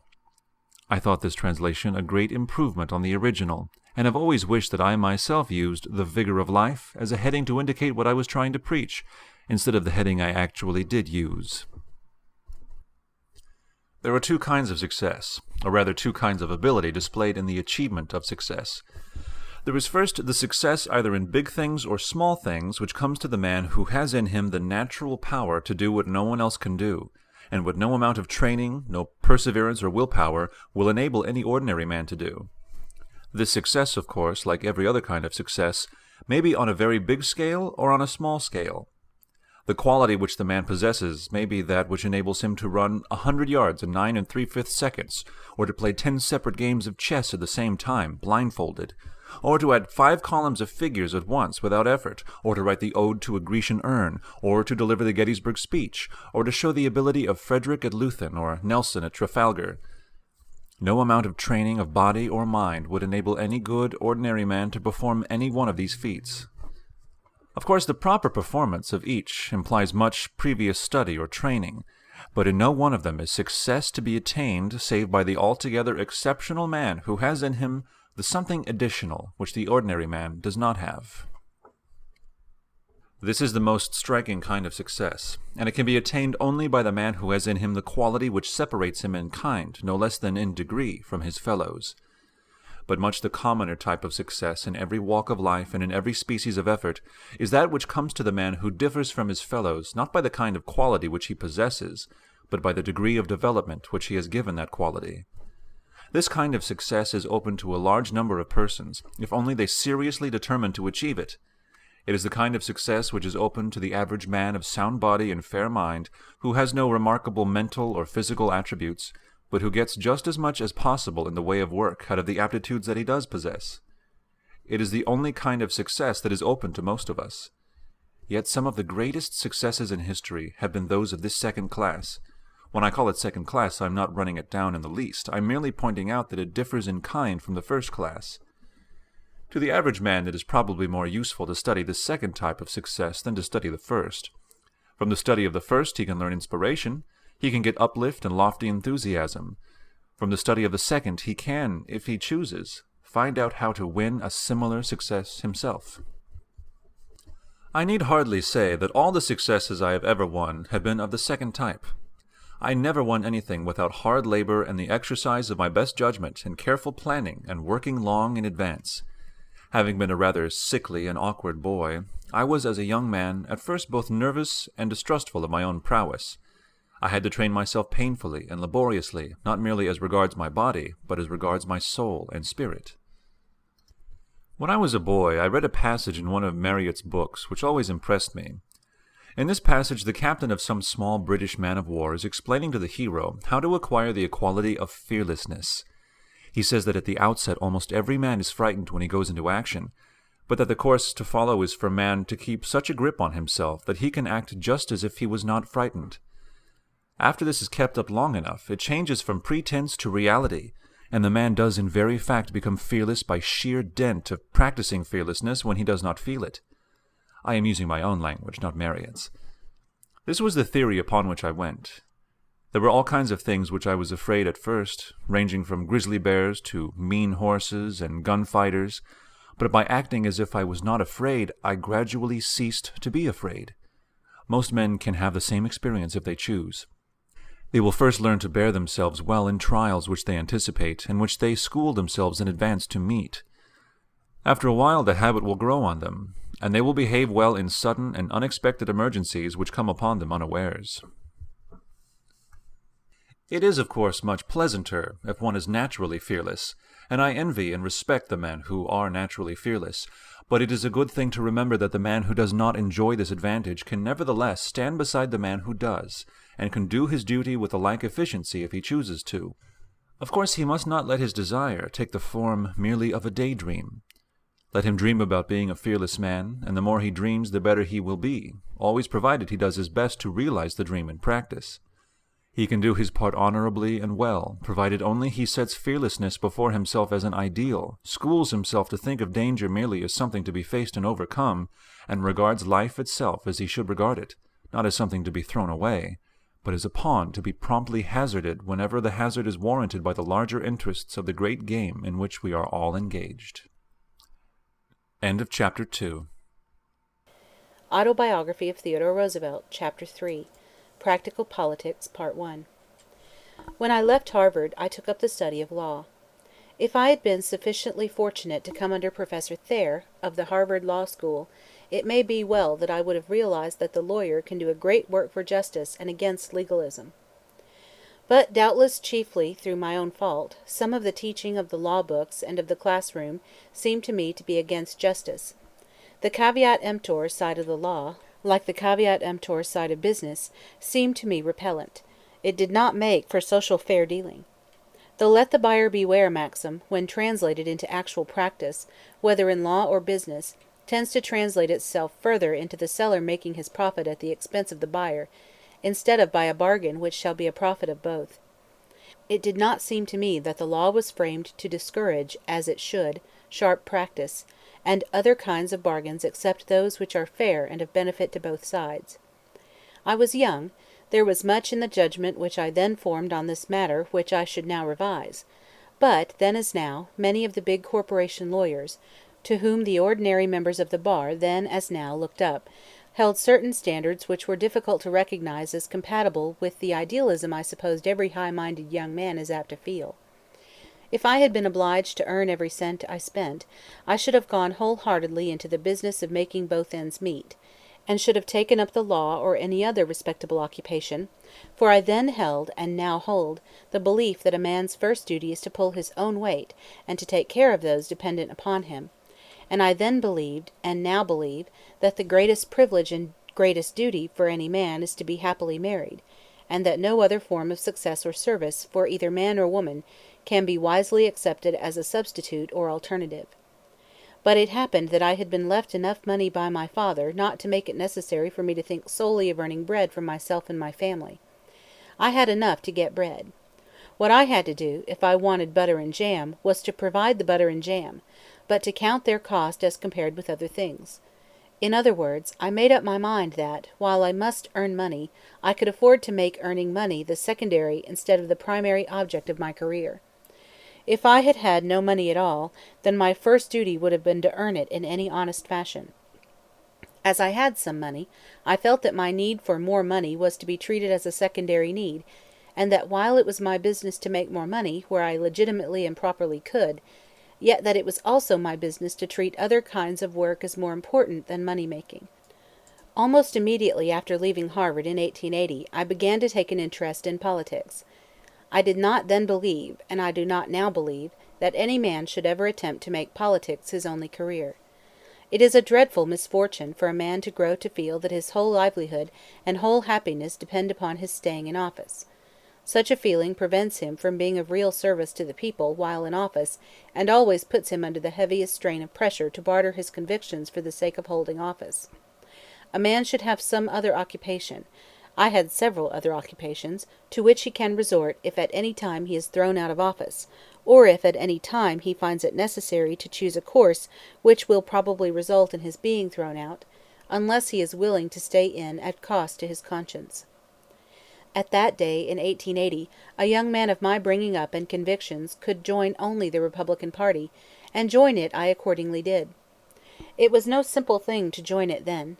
That was long before the era of ballot reform and the control of primaries, long before the era when we realized that the government must take official notice of the deeds and acts of party organization. The party was still treated as a private corporation, and in each district the organization formed a kind of social and political club. A man had to be regularly proposed for and elected into this club, just as into any other club. As a friend of mine picturesquely phrased it, I had to break into the organization with a jimmy. Under these circumstances there was some difficulty in joining the local organization, and considerable amusement and excitement to be obtained out of it after I had joined. It was over 33 years ago that I thus became a member of the 21st District Republican Association in the city of New York. The men I knew best were the men in the clubs of social pretension and the men of cultivated taste and easy life. When I began to make inquiries as to the whereabouts of the local Republican Association and the means of joining it, these men, and the big business men and lawyers also, laughed at me, and told me that politics were low, that the organizations were not controlled by gentlemen, that I would find them run by saloon keepers, horse-car conductors, and the like, and not by men with any of whom I would come in contact outside, and moreover they assured me that the men I met with would be rough and brutal and unpleasant to deal with. I answered that if this were so it merely meant that the people I knew did not belong to the governing class, and that the other people did, and that I intended to be one of the governing class, that if they proved too hard bit for me I supposed I would have to quit, but that I certainly would not quit until I had made the effort and found out whether I was really too weak to hold my own in the rough and tumble. The Republican Association of which I became a member held its meetings in Morton Hall, a large barn-like room over a saloon. Its furniture was of the canonical kind, dingy benches, spittoons, a dais at one end with a table and chair and a stout pitcher for iced water, and on the walls pictures of General Grant and of Levi P. Morton, to whose generosity we owed the room. We had regular meetings once or twice a month, and between times the place was treated, at least on certain nights, as a kind of club room. I went around there often enough to have the men get accustomed to me, and have me get accustomed to them, so that we began to speak the same language, and so that each could begin to live down in the other's mind what Bret Harte has called the defective moral quality of being a stranger. It is not often that a man can make opportunities for himself, but he can put himself in such shape that when or if the opportunities come he is ready to take advantage of them. This was what happened to me in connection with my experiences in Morton Hall. I soon became on good terms with members of the ordinary healers and even some of the minor leaders. The big leader was Jake Hess, who treated me with rather distant affability. There were prominent lawyers and business men who belonged, but they took little part in the actual meetings. What they did was done elsewhere. The running of the machine was left to Jake Hess and his captains of tens and of hundreds. Among these lesser captains I soon struck up a friendship with Joe Murray, a friendship which is as strong now as it was 33 years ago. He had been born in Ireland, but brought to New York by his parents when he was 3 or 4 years old, and, as he expressed it, raised a barefooted boy on First Avenue. When not 18 he had enlisted in the Army of the Potomac and taken part in the campaign that closed the Civil War. Then he came back to First Avenue, and being a fearless, powerful, energetic young fellow, careless and reckless, speedily grew to some prominence as a leader of a gang. In that district, and at that time, politics was a rough business, and Tammany Hall held unquestioned sway. The district was overwhelmingly Democratic, and Joe and his friends were Democrats, who on election day performed the usual gang work for the local Democratic leader, whose business it was to favor and reward them in return. This same local leader, like many other great leaders, became puffed up by prosperity, and forgot the instruments through which he had achieved prosperity. After one election he showed a callous indifference to the hard work of the gang and complete disregard of his before-election promises. He counted upon the resentment wearing itself out, as usual, in threats and bluster. But Joe Murray was not a man who forgot. He explained to his gang his purposes and the necessity of being quiet. Accordingly, they waited for their revenge until the next election day. They then, as Joe expressed it, decided to vote furthest away from the leader. I am using the language of Joe's youth, and the best way to do this was to vote the Republican ticket.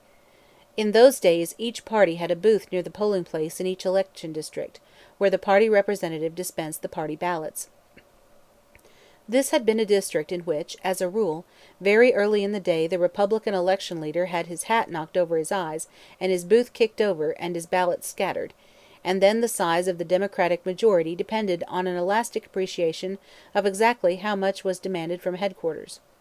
But on this day things went differently. The gang, with a Roman sense of duty, took an active interest in seeing that the Republican was given his full rights. Moreover, they made the most energetic reprisals on their opponents, and as they were distinctly the tough and fighting element, justice came to her own with a whoop. Would-be repeaters were thrown out on their heads. Every person who could be cajoled or, I fear, intimidated was given the Republican ticket, and the upshot was that at the end of the day a district which had never hitherto polled more than 2 or 3% of its vote Republican broke about even between the two parties. To Joe it had merely been an act of retribution so far as it was not simply a spree. But the leaders of the Republican headquarters did not know this, and when they got over their paralyzed astonishment at the returns, they investigated to find out what it meant. Somebody told them that it represented the work of a young man named Joseph Murray. Accordingly they sent for him. The room in which they received him was doubtless some place like Morton Hall, and the men who received him were akin to those who had leadership in Morton Hall, but in Joe's eyes they stood for a higher civilization, for opportunity, for generous recognition of successful effort, in short, for all the things that an eager young man desires. He was received and patted on the back by a man who was a great man to the world in which he lived. He was introduced to the audience as a young man whose achievement was such as to promise much for the future, and moreover, he was given a place in the post office. As I have said, this was long before the day of civil service reform. Now, to the wrong kind of man all this might have meant nothing at all, but in Joe Murray's case it meant everything. He was by nature as straight a man, as fearless and as staunchly loyal as any one whom I have ever met, a man to be trusted in any position demanding courage, integrity, and good faith.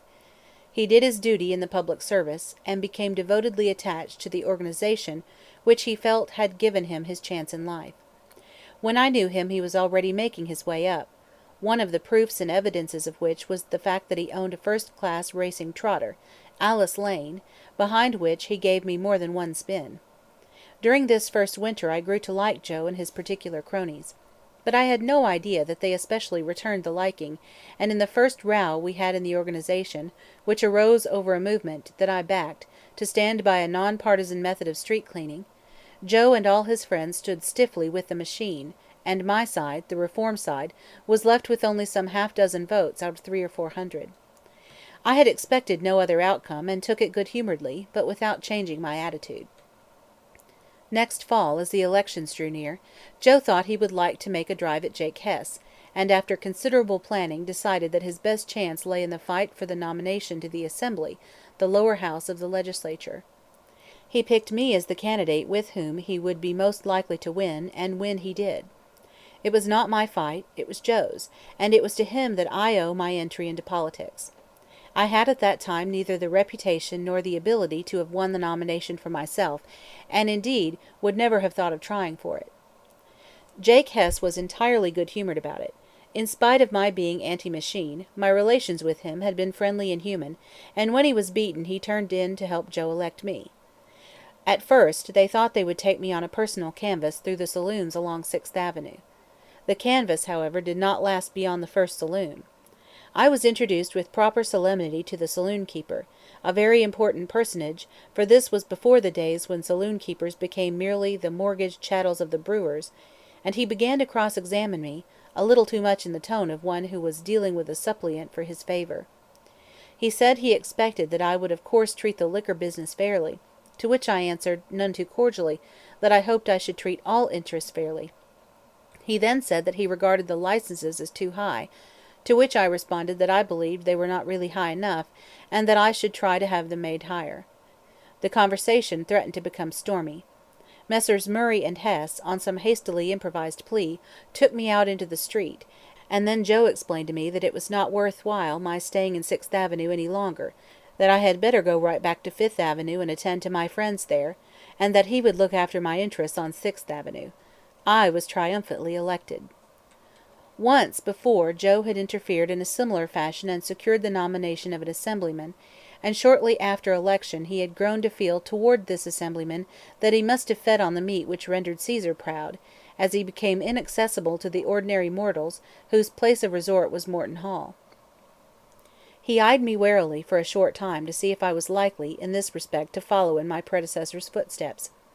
Finding that I did not, he and all my other friends and supporters assumed toward me the very pleasantest attitude that it was possible to assume. They did not ask me for a thing. They accepted as a matter of course the view that I was absolutely straight, and was trying to do the best I could in the legislature. They desired nothing except that I should make a success, and they supported me with hearty enthusiasm. I am a little at a loss to know quite how to express the quality in my relationship with Joe Murray and my other friends of this period which rendered that relationship so beneficial to me. When I went into politics at this time I was not conscious of going in with the set purpose to benefit other people, but of getting for myself a privilege to which I was entitled in common with other people. So it was in my relationship with these men. If there had lurked in the innermost recesses of my mind anywhere the thought that I was in some way a patron or benefactor, or was doing something noble by taking part in politics, or that I expected the smallest consideration save what I could earn on my own merits, I am certain that somehow or other the existence of that feeling would have been known and resented. As a matter of fact, there was not the slightest temptation on my part to have any such feeling, or any one of such feelings. I no more expected special consideration in politics than I would have expected it in the boxing ring. I wished to act squarely to others, and I wished to be able to show that I could hold my own against others. The attitude of my new friends toward me was first one of polite reserve, and then that of friendly alliance. Afterwards I became admitted to comradeship, and then to leadership. I need hardly say how earnestly I believe that men should have a keen and lively sense of their obligations in politics, of their duty to help forward great causes, and to struggle for the betterment of conditions that are unjust to their fellows, the men and women who are less fortunate in life. But in addition to this feeling there must be a feeling of real friendship with the other men and women engaged in the same task, fellowship of work, with fun to vary the work, for unless there is this feeling of fellowship, of common effort on an equal plane for a common end, it will be difficult to keep the relations wholesome and natural. To be patronized is as offensive as to be insulted. No one of us cares permanently to have someone else conscientiously striving to do him good. What we want is to work with that someone else for the good of both of us. Any man will speedily find that other people can benefit him just as much as he can benefit them. Neither Joe Murray nor I, nor any of our associates at that time were alive to social and industrial needs, which we now all of us recognize. But we then had very clearly before our eyes the need of practically applying certain elemental virtues, the virtues of honesty and efficiency in politics, the virtue of efficiency side by side with honesty in private and public life alike, the virtues of consideration and fair dealing in business as between man and man, and especially as between the man who is an employer and the man who is an employee. On all fundamental questions, Joe Murray and I thought alike. We never parted company excepting on the question of civil service reform, where he sincerely felt that I showed doctrinaire affinities, that I sided with the Pharisees.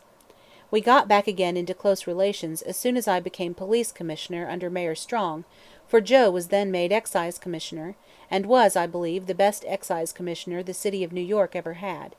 He is now a farmer, his boys have been through Columbia College, and he and I look at the questions, political, social, and industrial, which confront us in 1913 from practically the same standpoint, just as we once looked at the questions that confronted us in 1881.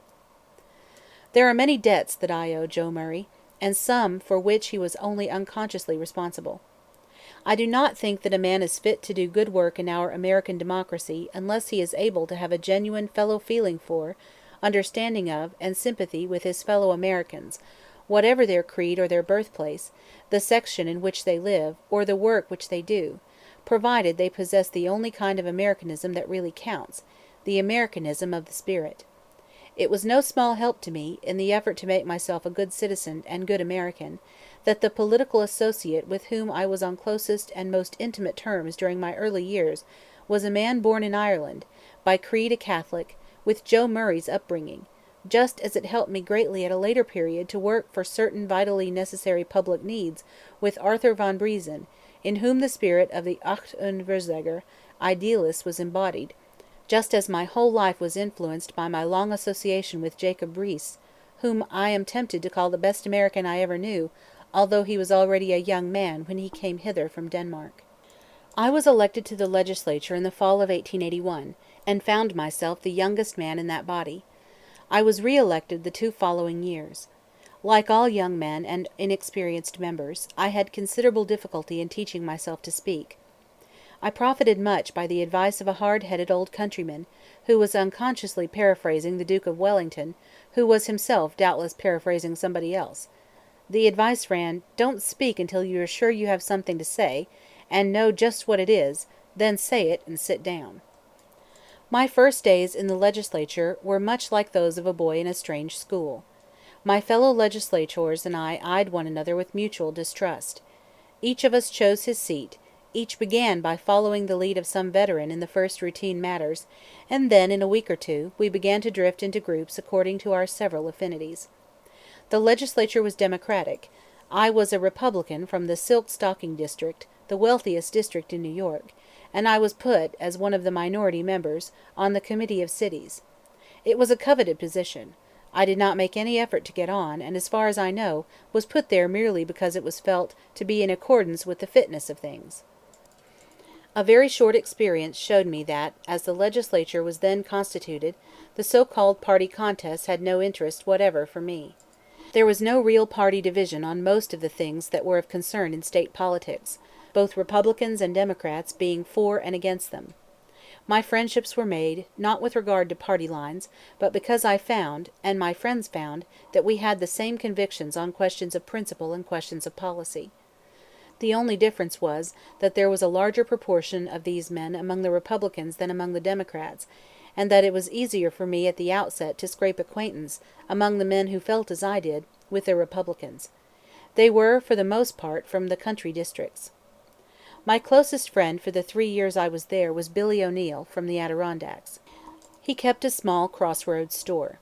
He was a young man, although a few years older than I was, and, like myself, had won his position without regard to the machine. He had thought he would like to be an assemblyman, so he had taken his buggy and had driven around Franklin County visiting everybody, and had upset the local ring, and came to the legislature as his own master. There is surely something in American traditions that does tend toward real democracy in spite of our faults and shortcomings. In most other countries 2 men of as different antecedents, ancestry, and surroundings as Billy O'Neill and I would have had far more difficulty in coming together. I came from the biggest city in America and from the wealthiest ward of that city, and he from a backwoods county where he kept a store at a crossroads. In all the unimportant things we seemed far apart. But in all the important things we were close together. We looked at all questions from substantially the same point of view, and we stood shoulder to shoulder in every legislative fight during those 3 years. He abhorred demagoguery just as he abhorred corruption. He had thought much on political problems. He admired Alexander Hamilton as much as I did, being a strong believer in a powerful national government, and we both of us differed from Alexander Hamilton in being stout adherents of Abraham Lincoln's views wherever the rights of the people were concerned. Any man who has met with success, if he will be frank with himself, must admit that there has been a big element of fortune in the success. Fortune favored me, whereas her hand was heavy against Billy O'Neill. All his life he had to strive hard to wring his bread from harsh surroundings and a reluctant fate. If fate had been but a little kinder, I believe he would have had a great political career, and he would have done good service for the country in any position in which he might have been put. End of Chapter 3, Part 1. Autobiography of Theodore Roosevelt, Chapter 3, Practical Politics, Part 2. There were other Republicans, like Isaac Hunt and Jonas Van Duzer and Walter Howe and Henry Sprague, who were among my close friends and allies, and a gigantic one-eyed veteran of the Civil War, a gallant general, Curtis, from St. Lawrence County, and a capital fellow, whom afterwards, when governor, I put on the bench, Cruz, from Cattaraugus County. Cruz was a German by birth, as far as I know, the only German from Cattaraugus County at that time, and besides being a German he was also a prohibitionist. Among the Democrats were Hamden Robb and Thomas Newbold, and Tom Welch of Niagara, who did a great service in getting the state to set aside Niagara Falls Park, after a discouraging experience with the first governor before whom we brought the bill, who listened with austere patience to our arguments in favor of the state establishing a park, and then conclusively answered us by the question, "But, gentlemen, why should we spend the people's money when just as much water will run over the falls without a park as with it?" Then there were a couple of members from New York and Brooklyn, Mike Costello and Pete Kelly. Mike Costello had been elected as a Tammany man. He was as fearless as he was honest. He came from Ireland, and had accepted the Tammany 4th of July orations as indicating the real attitude of that organization towards the rights of the people. A month or two in Albany converted him to a profound distrust of applied Tammany methods. He and I worked hand in hand with equal indifference to our local machines. His machine leaders warned him fairly that they would throw him out at the next election, which they did, but he possessed a seasoned hickory toughness of ability to contend with adverse circumstances and kept his head well above water. A better citizen does not exist, and our friendship has never faltered. Peter Kelly's fate was a tragedy. He was a bright, well-educated young fellow, an ardent believer in Henry George. At the beginning he and I failed to understand each other or get on together, for our theories of government were radically opposed. After a couple of months spent in active contest with men whose theories had nothing whatever to do with their practices, Kelly and I found in our turn that it really did not make much difference what our abstract theories were on questions that were not before the legislature, in view of the fact that on the actual matters before the legislature, the most important of which involved questions of elementary morality, we were heartily at one. We began to vote together and act together, and by the end of the session found that in all practical matters that were up for action, we thought together. Indeed, each of us was beginning to change his theories, so that even in theory we were coming closer together. He was ardent and generous. He was a young lawyer, with a wife and children, whose ambition had tempted him into politics, and who had been befriended by the local bosses under the belief that they could count upon him for anything they really wished. Unfortunately, what they really wished was often corrupt. Kelly defied them, fought the battles of the people with ardor and good faith, and when the bosses refused him a renomination, he appealed from them to the people. When we both came up for re-election, I won easily in my district, where circumstances conspired to favor me, and Kelly, with exactly the same record that I had, except that it was more creditable because he took his stand against greater odds, was beaten in his district. Defeat to me would have meant merely chagrin. To Kelly it meant terrible material disaster. He had no money. Like every rigidly honest man, he had found that going into politics was expensive and that his salary as assemblyman did not cover the financial outgo. He had lost his practice and he had incurred the ill will of the powerful, so that it was impossible at the moment to pick up his practice again, and the worry and disappointment affected him so much that shortly after election he was struck down with sickness. Just before Christmas some of us were informed that Kelly was in such financial straits that he and his family would be put out into the street before New Year. This was prevented by the action of some of his friends who had served with him in the legislature, and he recovered, at least to a degree, and took up the practice of his profession. But he was a broken man. In the legislature in which he served, one of his fellow Democrats from Brooklyn was the Speaker, Alfred C. Chapin, the leader and the foremost representative of the Reform Democracy, whom Kelly zealously supported. A few years later, Chapin, a very able man, was elected mayor of Brooklyn on a Reform Democratic ticket. Shortly after his election I was asked to speak at a meeting in a Brooklyn club at which various prominent citizens, including the mayor, were present. I spoke on civic decency, and toward the close of my speech I sketched Kelly's career for my audience, told them how he had stood up for the rights of the people of Brooklyn, and how the people had failed to stand up for him, and the way he had been punished precisely because he had been a good citizen who acted as a good citizen should act. I ended by saying that the Reform Democracy had now come into power, that Mr. Chapin was mayor, and that I very earnestly hoped recognition would at last be given to Kelly for the fight he had waged at such bitter cost to himself. My words created some impression, and Mayor Chapin at once said that he would take care of Kelly and see that justice was done him. I went home that evening much pleased. In the morning, at breakfast, I received a brief note from Chapin in these words: "It was at 9 last evening when you finished speaking of what Kelly had done, and when I said that I would take care of him. At 10 last night Kelly died.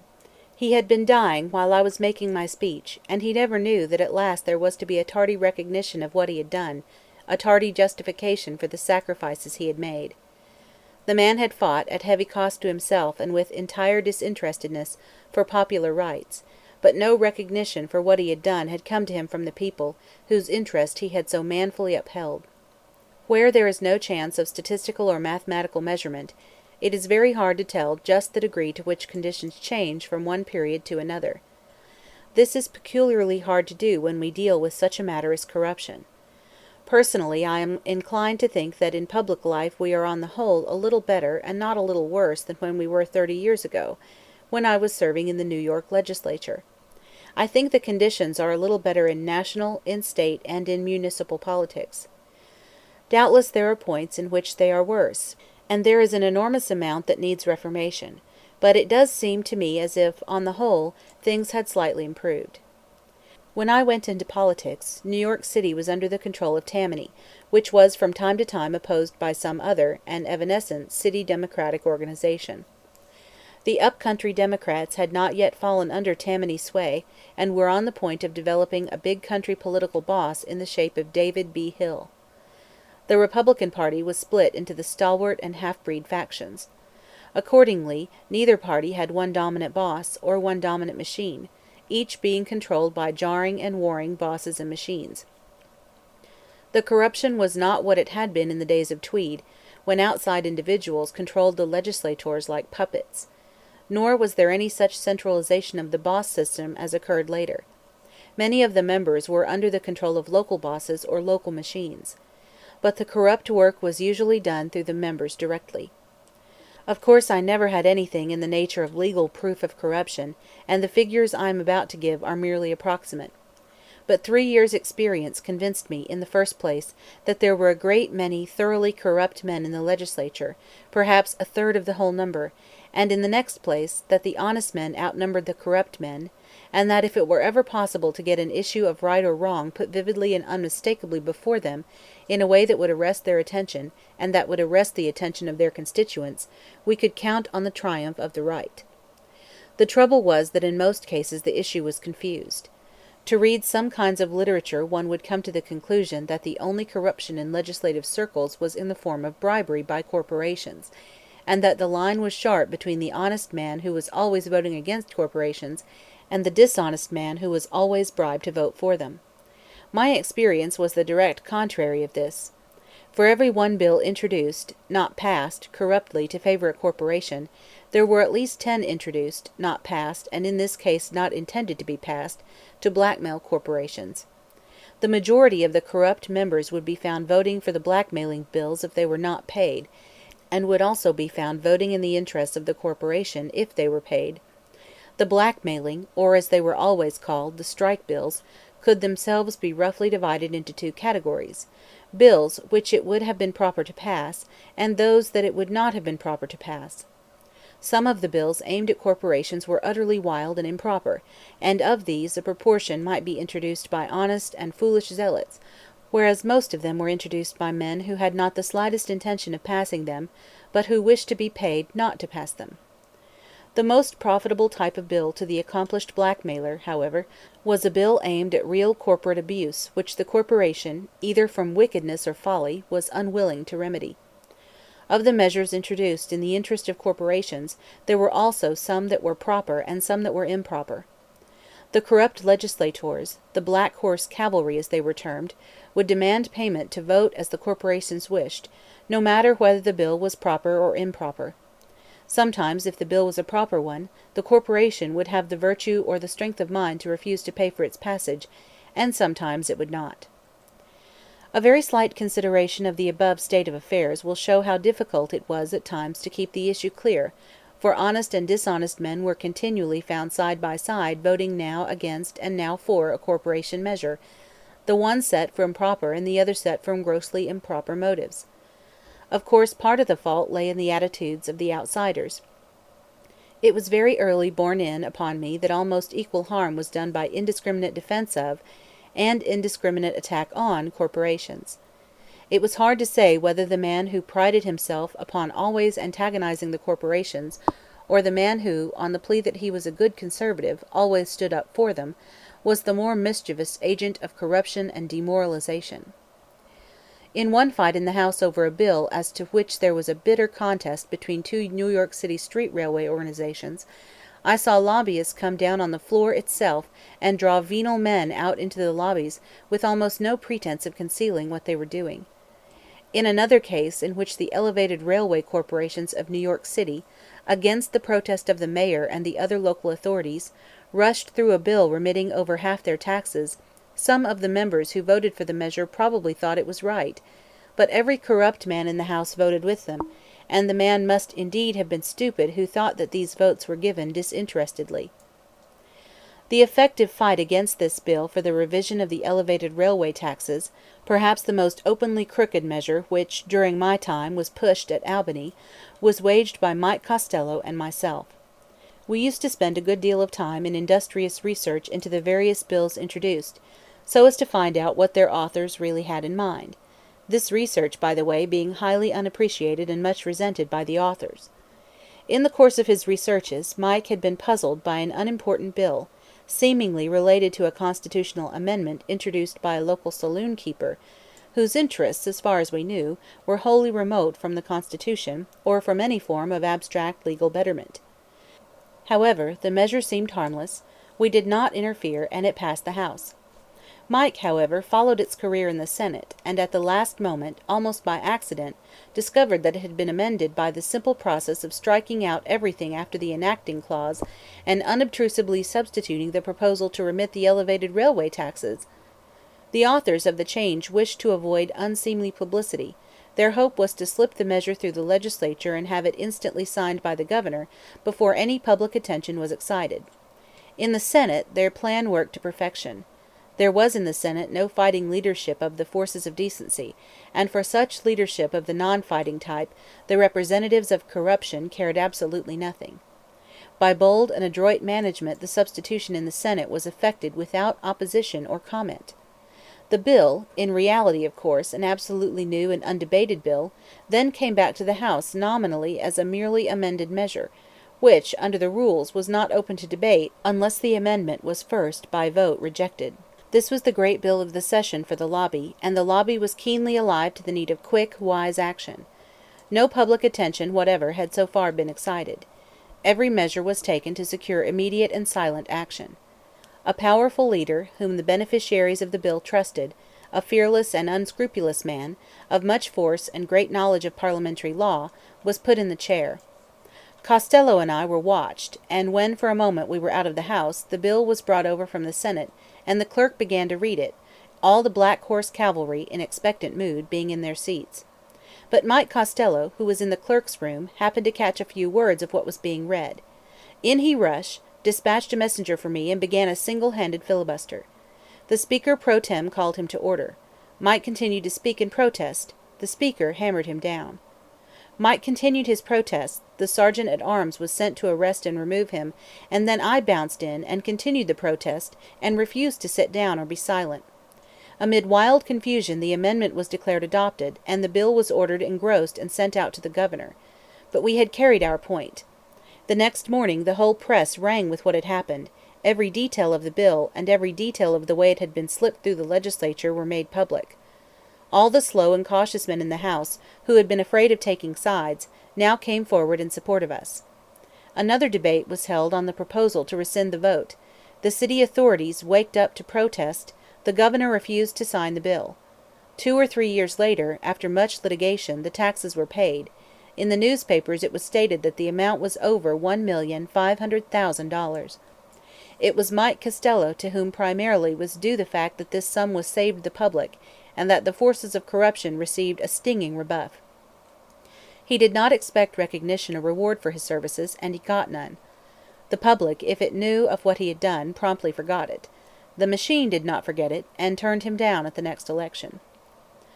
One of the standby strikes was a bill for reducing the elevated railway fare, which at that time was 10 cents, to 5 cents.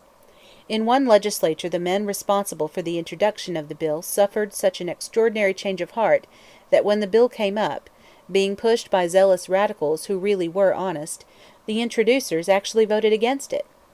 A number of us who had been very doubtful about the principle of the bill voted for it simply because we were convinced that money was being used to stop it, and we hated to seem to side with the corruptionists. Then there came a wave of popular feeling in its favor, the bill was reintroduced at the next session, The railways very wisely decided that they would simply fight it on its merits, and the entire Black Horse Cavalry contingent, together with all the former friends of the measure, voted against it. Some of us, who in our anger at their methods formerly resorted to for killing the bill, had voted for it the previous year, with much heart-searching again voted for it, as I now think unwisely, and the bill was vetoed by the then Governor, Grover Cleveland. I believe the veto was proper, and those who felt as I did supported the veto, for although it was entirely right that the fare should be reduced to 5 cents, which was soon afterwards done, the method was unwise, and would have set a mischievous precedent. An instance of an opposite kind occurred in connection with a great railway corporation which wished to increase its terminal facilities in one of our great cities. The representatives of the railway brought the bill to me and asked me to look into it, saying that they were well aware that it was the kind of bill that lent itself to blackmail, and that they wished to get it through on its merits, and invited the most careful examination.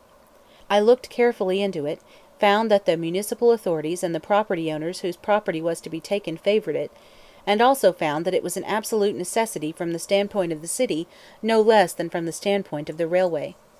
So I said I would take charge of it if I had guarantees that no money should be used and nothing improper done in order to push it. This was agreed to. I was then acting as chairman of the committee before which the bill went. A very brief experience proved what I had already been practically sure of, that there was a secret combination of the majority of the committee on a crooked basis. On one pretext or another the crooked members of the committee held the bill up, refusing to report it either favorably or unfavorably. There were 1 or 2 members of the committee who were pretty rough characters, and when I decided to force matters I was not sure that we would not have trouble. There was a broken chair in the room, and I got a leg of it loose and put it down beside me where it was not visible, but where I might get at it in a hurry if necessary. I moved that the bill be reported favorably. This was voted down without debate by the combine, some of whom kept a wooden stolidity of look, while others leered at me with sneering insolence. I then moved that it be reported unfavorably, and again the motion was voted down by the same majority and in the same fashion. I then put the bill in my pocket and announced that I would report it anyhow. This almost precipitated a riot, especially when I explained, in answer to some statements that my conduct would be exposed on the floor of the legislature, that in that case I should give the legislature the reasons why I suspected that the men holding up all report of the bill were holding it up for purposes of blackmail. The riot did not come off, partly, I think, because the opportune production of the chair leg had a sedative effect, and partly owing to wise counsels from 1 or 2 of my opponents. Accordingly I got the bill reported to the legislature and put on the calendar. But here it came to a dead halt.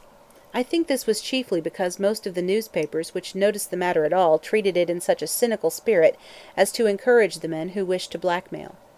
These papers reported the introduction of the bill, and said that all the hungry legislators were clamoring for their share of the pie, and they accepted as certain the fact that there was going to be a division of pie. This succeeded in frightening honest men, and also in relieving the rogues. The former were afraid they would be suspected of receiving money if they voted for the bill, and the latter were given a shield behind which to stand until they were paid. I was wholly unable to move the bill forward in the legislature, and finally a representative of the railway told me that he thought he would like to take the bill out of my hands, that I did not seem able to get it through, and that perhaps some older and more experienced leader could be more successful. I was pretty certain what this meant, but of course I had no kind of proof, and moreover I was not in a position to say that I could promise success. Accordingly the bill was given into the charge of a veteran, whom I believed to have been personally an honest man, but who was not inquisitive about the motives influencing his colleagues. This gentleman, who went by a nickname which I shall incorrectly call the Bald Eagle of Weehawken, was efficient and knew his job. After a couple of weeks a motion to put the bill through was made by the Bald Eagle. The Black Horse Cavalry, whose feeling had undergone a complete change in the intervening time, voted unanimously for it, in company with all the decent members, and that was the end. Now here was a bit of work in the interest of a corporation and in the interest of a community, which the corporation at first tried honestly to have put through on its merits. The blame for the failure lay primarily in the supine indifference of the community to legislative wrongdoing, so long as only the corporations were blackmailed. Except as above mentioned, I was not brought in contact with big business, save in the effort to impeach a certain judge. This judge had been used as an instrument in their business by certain of the men connected with the elevated railways and other great corporations at that time. We got hold of his correspondence with one of these men, and it showed a shocking willingness to use the judicial office in any way that one of the kings of finance of that day desired it. He had actually held court in one of the financier's rooms. One expression in one of the judge's letters to this financier I shall always remember: "I am willing to go to the very verge of judicial discretion to serve your vast interests." The curious thing was that I was by no means certain that the judge himself was corrupt. He may have been, but I am inclined to think that, aside from his being a man of coarse moral fiber, the trouble lay chiefly in the fact that he had a genuine, if I had not so often seen it, I would say a wholly inexplicable, reverence for the possessor of a great fortune as such. He sincerely believed that business was the end of existence, and that judge and legislator alike should do whatever was necessary to favor it, and the bigger the business the more he desired to favor it. Big business of the kind that is allied with politics thoroughly appreciated the usefulness of such a judge, and every effort was strained to protect him. We fought hard. By we, I mean some 30 or 40 legislators, both Republicans and Democrats, but the black horse cavalry, amid the timid good men, and the dull conservative men, were all against us, and the vote in the legislature was heavily against impeachment. The minority of the committee that had investigated him, with Chapin at its head, recommended impeachment. The argument for impeachment before the committee was made by Francis Lynde Stetson. It was my first experience of the kind. Various men whom I had known well socially, and had been taught to look up to, prominent businessmen and lawyers, acted in a way which not only astounded me, but which I was quite unable to reconcile with the theories I had formed as to their high standing. I was a little more than a year out of college at the time. Generally, as has always been the case since, they were careful to avoid any direct conversation with me on a concrete case of what we now call privilege in business and in politics, that is, of the alliance between business and politics which represents improper favors rendered to some men in return for improper conduct on the part of others being ignored or permitted. One member of a prominent law firm, an old family friend, did, however, take me out to lunch one day, evidently for the purpose of seeing just what it was that I wished and intended to do. I believe he had a genuine personal liking for me. He explained that I had done well in the legislature, that it was a good thing to have made the reform play, that I had shown that I possessed ability such as would make me useful in the right kind of law office or business concern, but that I must not overplay my hand, that I had gone far enough, and that now was the time to leave politics and identify myself with the right kind of people, the people who would always, in the long run, control others and obtain the real rewards which were worth having. I asked him if that meant that I was to yield to the ring in politics. He answered, somewhat impatiently, that I was entirely mistaken, as in fact I was, about there being merely a political ring, of the kind of which the papers were fond of talking; that the ring, if it could be called such, that is, the inner circle, included certain big business men, and the politicians, lawyers, and judges who were in alliance with, and to a certain extent dependent upon them, and that the successful man had to win his success by the backing of the same forces, whether in law, business, or politics. This conversation not only interested me, but made such an impression that I always remembered it, for it was the first glimpse I had of that combination between business and politics which I was in after years so often to oppose. In the America of that day, and especially among people whom I knew, the successful business man was regarded by everybody as preeminently the good citizen. The orthodox books on political economy, not only in America but in England, were written for his especial glorification. The tangible rewards came to him, the admiration of his fellow citizens of the respectable type was apt to be his, and the severe newspaper moralists who were never tired of denouncing politicians and political methods were wont to hold up business methods as the ideal which we were to strive to introduce into political life. Herbert Crawley, in The Promise of American Life, has set forth the reasons why our individualistic democracy, which taught that each man was to rely exclusively on himself, was in no way to be interfered with by others, and was to devote himself to his own personal welfare, necessarily produced the type of business man who sincerely believed, as did the rest of the community, that the individual who amassed a big fortune was the man who was the best and most typical American. In the legislature, the problems which I dealt with were mainly problems of honesty and decency, and of legislative and administrative efficiency. They represented the effort, the wise, the vitally necessary effort, to get efficient and honest government. But as yet I understood little of the effort which was already beginning, for the most part under very bad leadership, to secure a more genuine social and industrial justice. Nor was I especially to blame for this. The good citizens I then knew best, even when themselves men of limited means, men like my colleague Billy O'Neill, and my backwoods friends Sewell and Dow, were no more awake than I was to the changing needs the changing times were bringing. Their outlook was as narrow as my own, and within its limits as fundamentally sound. End of Chapter 3, Part 2. Autobiography of Theodore Roosevelt, Chapter 3. Practical Politics, Part 3. I wish to dwell on the soundness of our outlook on life, even though as yet it was not broad enough. We were no respecters of persons. Where our vision was developed to a degree that enabled us to see crookedness, we opposed it, whether in great or small.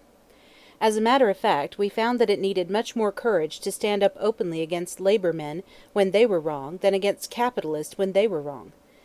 The sins against labor are usually committed, and the improper services to capitalists are usually rendered, behind closed doors.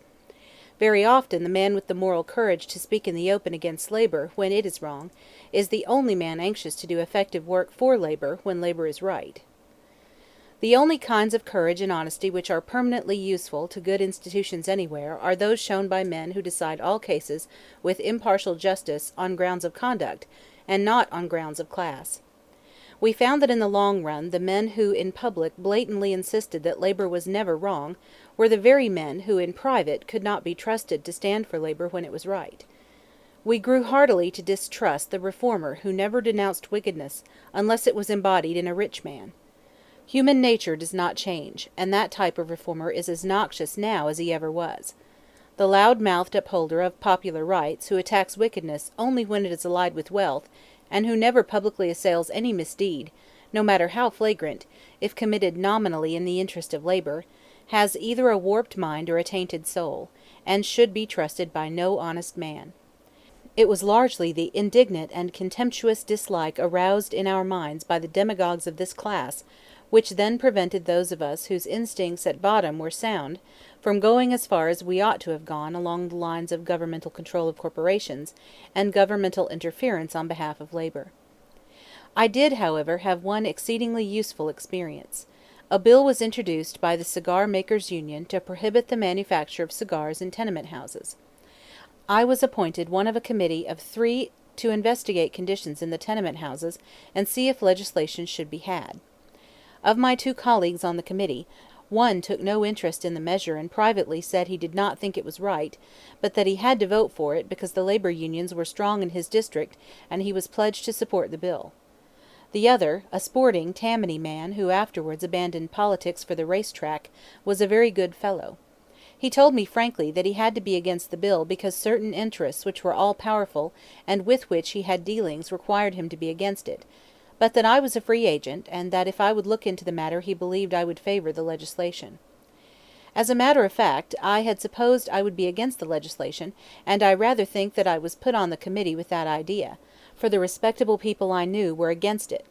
It was contrary to the principles of political economy of the laissez-faire kind, and the businessmen who spoke to me about it shook their heads and said that it was designed to prevent a man doing as he wished, and as he had a right to do with what was his own. However, my first visits to the tenement house districts in question made me feel that, whatever the theories might be, as a matter of practical common sense I could not conscientiously vote for the continuance of the conditions which I saw. These conditions rendered it impossible for the families of the tenement house workers to live so that the children might grow up fitted for the exacting duties of American citizenship. I visited the tenement houses once with my colleagues of the committee, once with some of the labor union representatives, and once or twice by myself. In a few of the tenement houses there were suites of rooms ample in number, where the work on the tobacco was done in rooms not occupied for cooking or sleeping or living. In the overwhelming majority of cases, however, there were 1, 2, or 3 room apartments, and the work of manufacturing the tobacco by men, women, and children went on day and night in the eating, living, and sleeping rooms, sometimes in one room. I have always remembered one room in which 2 families were living. On my inquiry as to who the third adult male was, I was told that he was a boarder with one of the families. There were several children, 3 men and 2 women in this room. The tobacco was stowed about everywhere, alongside the foul bedding, and in a corner where there were scraps of food. The men, women, and children in this room worked by day and far on into the evening, and they slept and ate there. They were Bohemians, unable to speak English, except that one of the children knew enough to act as interpreter. Instead of opposing the bill, I ardently championed it. It was a poorly drawn measure, and the governor, Grover Cleveland, was at first doubtful about signing it. The Cigar Makers' Union then asked me to appear before the governor and argue for it. I accordingly did so, acting as spokesman for the battered, undersized foreigners who represented the union and the workers. The governor signed the bill. Afterwards this tenement house cigar legislation was declared invalid by the Court of Appeals in the Jacobs decision. Jacobs was one of the rare tenement house manufacturers of cigars who occupied quite a suite of rooms, so that in his case the living conditions were altogether exceptional. What the reason was which influenced those bringing the suit to select the exceptional instead of the average worker I do not know. Of course such action was precisely the action which those most interested in having the law broken down were anxious to see taken. The Court of Appeals declared the law unconstitutional, and in their decision the judges reprobated the law as an assault upon the hallowed influences of home. It was this case which first waked me to a dim and partial understanding of the fact that the courts were not necessarily the best judges of what should be done to better social and industrial conditions. The judges who rendered this decision were well-meaning men. They knew nothing whatever of tenement house conditions. They knew nothing whatever of the needs or of the life and labor of 3/4 of their fellow citizens in great cities. They knew legalism but not life. Their choice of the words hallowed and home, as applicable to the revolting conditions attending the manufacture of cigars in tenement houses, showed that they had no idea what it was that they were deciding. Imagine the hallowed associations of a home consisting of one room where 2 families, one of them with a boarder, live, eat, and work. This decision completely blocked tenement house reform legislation in New York for a score of years, and hampers it to this day. It was one of the most serious setbacks which the cause of industrial and social progress and reform ever received. I had been brought up to hold the courts in especial reverence. The people with whom I was most intimate were apt to praise the courts for just such decisions as this, and to speak of them as bulwarks against disorder and barriers against demagogic legislation. These were the same people with whom the judges who rendered these decisions were apt to foregather at social clubs, or dinners, or in private life. Very naturally, they all tended to look at things from the same standpoint. Of course it took more than one experience such as this tenement cigar case to shake me out of the attitude in which I was brought up. But various decisions, not only of the New York court but of certain other state courts, and even of the United States Supreme Court, during the quarter of a century following the passage of this tenement house legislation, did at last thoroughly waken me to the actual fact. I grew to realize that all that Abraham Lincoln had said about the Dred Scott decision could be said with equal truth and justice about the numerous decisions which in our own day were erected as bars across the path of social reform, and which brought to naught so much of the effort to secure justice and fair dealing for working men and working women, and for plain citizens generally. Some of the wickedness and inefficiency in public life was then displayed in simpler fashion than would probably now be the case. Once or twice I was a member of committees which looked into gross and widely ramifying governmental abuses. On the whole, the most important part I played was in the 3rd legislature in which I served, when I acted as chairman of a committee which investigated various phases of New York City official life. The most important of the reform measures our committee recommended was the bill taking away from the aldermen their power of conferring over the mayor's appointments. We found that it was possible to get citizens interested in the character and capacity of the head of the city, so that they would exercise some intelligent interest in his conduct and qualifications. But we found that as a matter of fact it was impossible to get them interested in the aldermen and other subordinate officers. In actual practice the aldermen were merely the creatures of the local ward bosses or of the big municipal bosses, and where they controlled the appointments the citizens at large had no chance whatever to make their will felt. Accordingly we fought for the principle, which I believe to be of universal application, that what is needed in our popular government is to give plenty of power to a few officials, and to make these few officials genuinely and readily responsible to the people for the exercise of that power. Taking away the confirming power of the Board of Aldermen did not give the citizens of New York good government. We knew that if they chose to elect the wrong kind of mayor they would have bad government, no matter what the form of the law was.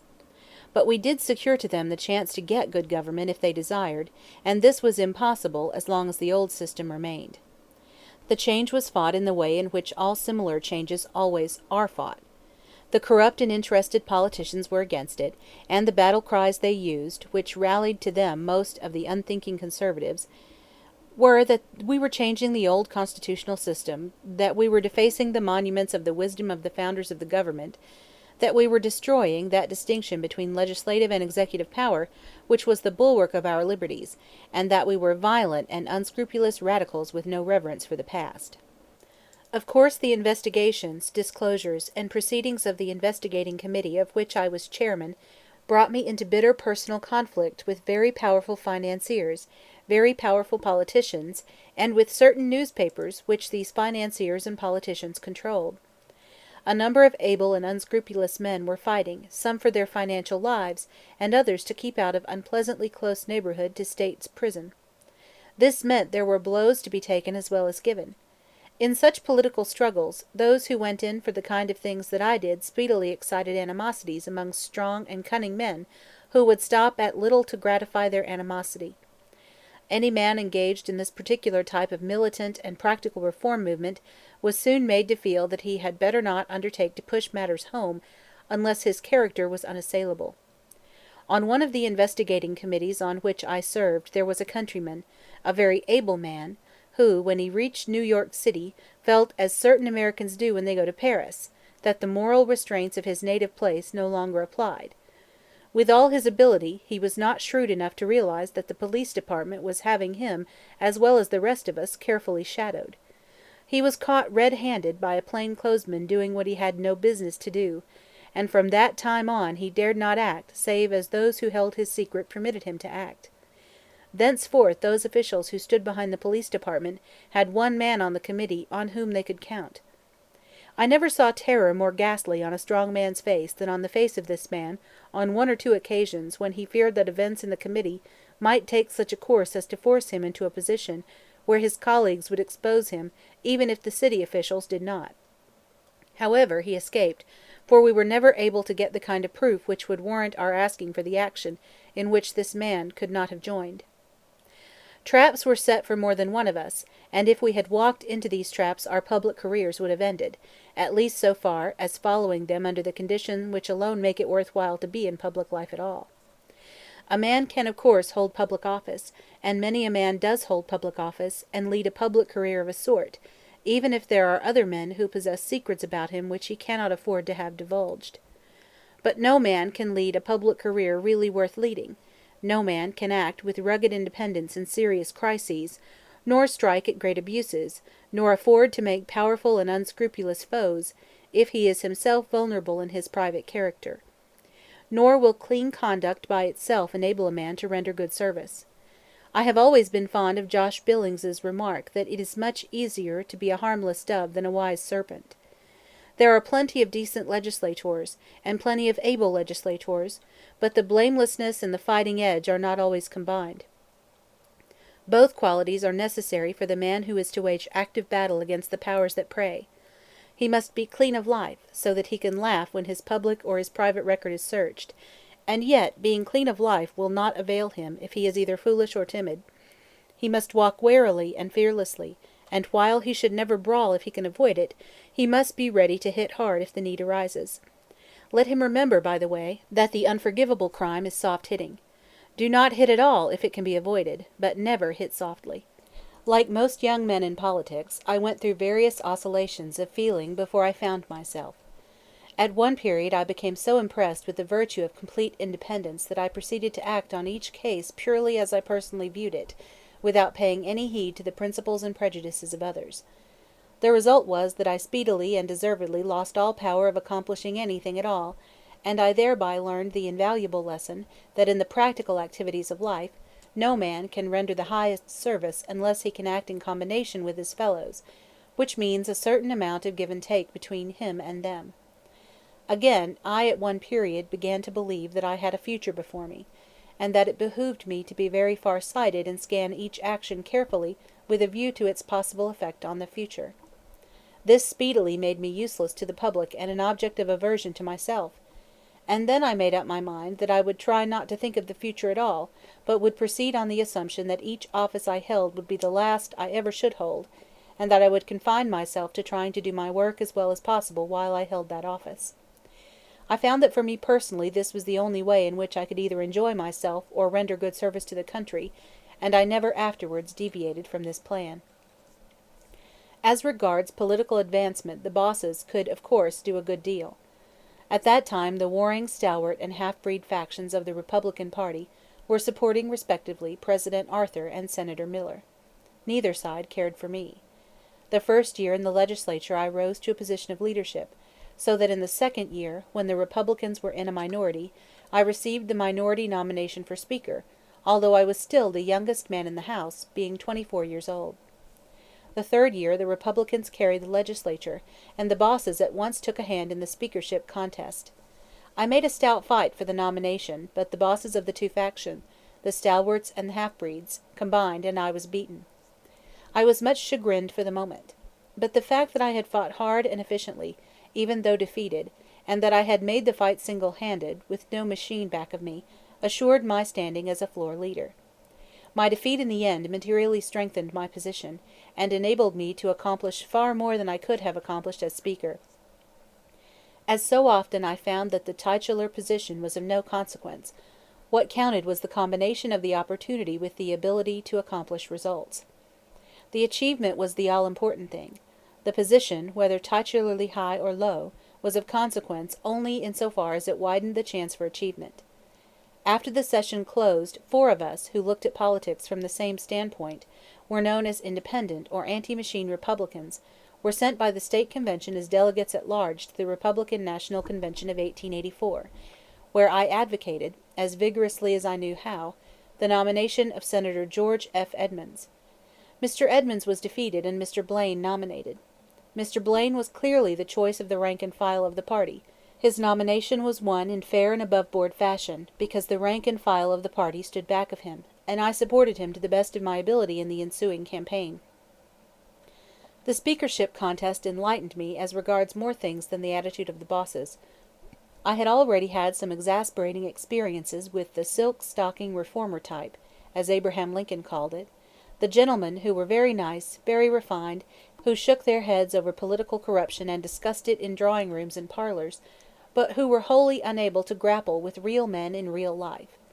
They were apt vociferously to demand reform as if it were some concrete substance, like cake, which could be handed out at will, in tangible masses, if only the demand were urgent enough.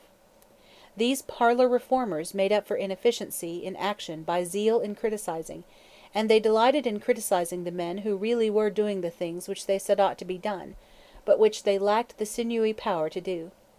They often upheld ideals which were not merely impossible, but highly undesirable, and thereby played into the hands of the very politicians to whom they professed to be the most hostile. Moreover, if they believed that their own interests, individually or as a class, were jeoparded, they were apt to show no higher standards than did the men they usually denounced. One of their shibboleths was that the office should seek the man, and not the man the office. This is entirely true of certain offices at certain times. It is entirely untrue when the circumstances are different. It would have been unnecessary and undesirable for Washington to have sought the presidency. But if Abraham Lincoln had not sought the presidency, he never would have been nominated. The objection in such a case as this lies not to the seeking the office, but to seeking it in any but an honorable and proper manner. The effect of the shibboleth in question is usually merely to put a premium on hypocrisy, and therefore to favor the creature who is willing to rise by hypocrisy. When I ran for Speaker, the whole body of machine politicians was against me, and my only chance lay in arousing the people in the different districts. To do this I had to visit the districts, put the case fairly before men whom I saw, and make them understand that I was really making a fight and would stay in the fight to the end.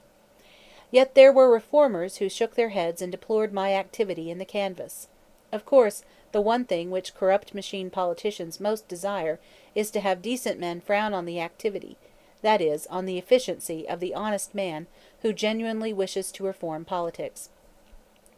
If inefficiency is left solely to bad men, and if virtue is confined solely to inefficient men, the result cannot be happy. When I entered politics there were, as there always had been, and as there always will be, any number of bad men in politics who were thoroughly efficient, and any number of good men who would have liked to have done lofty things in politics, but who were thoroughly inefficient. If I wished to accomplish anything for the country, my business was to combine decency and efficiency, to be a thoroughly practical man of high ideals, who did his best to reduce those ideals to actual practice. This was my ideal, and to the best of my ability I strove to live up to it. To a young man, life in the New York legislature was always interesting and often entertaining. There was always a struggle of some kind on hand. Sometimes it was on a naked question of right and wrong. Sometimes it was on a question of real, constructive statesmanship. Moreover, there were all kinds of humorous incidents, the humor being usually of the unconscious kind. In one session of the legislature the New York City Democratic representatives were split into two camps, and there were two rivals for leadership. One of these was a thoroughly good-hearted, happy-go-lucky person who was afterwards for several years in Congress. He had been a local magistrate and was called judge. Generally he and I were friendly, but occasionally I did something that irritated him. He was always willing to vote for any other member's bill himself, and he regarded it as narrow-minded for anyone to oppose one of his bills, especially if the opposition was upon the ground that it was unconstitutional, for his views of the Constitution were so excessively liberal as to make even me feel as if I belonged to the straitest sect of strict constructionalists. On one occasion he had a bill to appropriate money, with obvious impropriety, for the relief of some miscreant whom he styled one of the honest yeomanry of the state. When I explained to him that it was clearly unconstitutional, he answered, "My friend, the Constitution don't touch little things like that," and then he added, with an ingratiating smile, "Anyhow, I'd never allow the Constitution to come between friends." At the time I was looking over the proofs of Mr. Bryce's American Commonwealth, and I told him the incident. He put it into the first edition of the Commonwealth. Whether it is in the last edition or not, I cannot say. On another occasion the same gentleman came to an issue with me in a debate, and wound up his speech by explaining that I occupied what lawyers would call a quasi-position on the bill. His rival was a man of a totally different type, a man of great natural dignity, also born in Ireland. He had served with gallantry in the Civil War. After the close of the war he organized an expedition to conquer Canada. The expedition, however, got so drunk before reaching Albany that it was there incarcerated in jail, whereupon its leader abandoned it and went into New York politics instead. He was a man of influence, and later occupied in the police department the same position as commissioner which I myself at one time occupied. He felt that his rival had gained too much glory at my expense, and walking over with ceremonious solemnity to where the said rival was sitting close beside me, he said to him, "I would like you to know, Mr. Cameron," Cameron, of course, was not the real name, "that Mr. Roosevelt knows more law in a week than you do in a month, and more than that, Michael Cameron, what do you mean by quoting Latin on the floor of this house when you don't know the alpha and omega of the language?" This was in the legislature, during the deadlock above mentioned. There was in the legislature, during the deadlock above mentioned, a man whom I will call Brogan. He looked more like a serious, elderly frog. I never heard him speak more than once. It was before the legislature was organized, or had adopted any rules, and each day the only business was for the clerk to call the roll. One day Brogan suddenly rose, and the following dialogue occurred. Brogan: "Mr. Clerk!" The Clerk: "The gentleman from New York." Brogan: "I rise to a point of order under the rules." The Clerk: "There are no rules." Brogan: "Then I object to them." The Clerk: "There are no rules to object to." Brogan: "Oh," nonplussed, but immediately recovering himself, "then I move that they be amended until there are." The deadlock was tedious, and we hailed with joy such enlivening incidents as the above. During my 3 years' service in the legislature I worked on a very simple philosophy of government. It was that personal character and initiative are the prime requisites in political and social life. It was not only a good but an absolutely indispensable theory as far as it went, but it was defective in that it did not sufficiently allow for the need of collective action.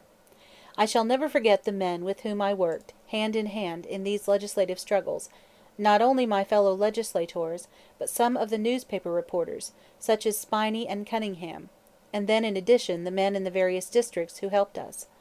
We had made up our minds that we must not fight fire with fire, that on the contrary, the way to win out was to equal our foes in practical efficiency, and yet to stand at the opposite plane from them in applied morality.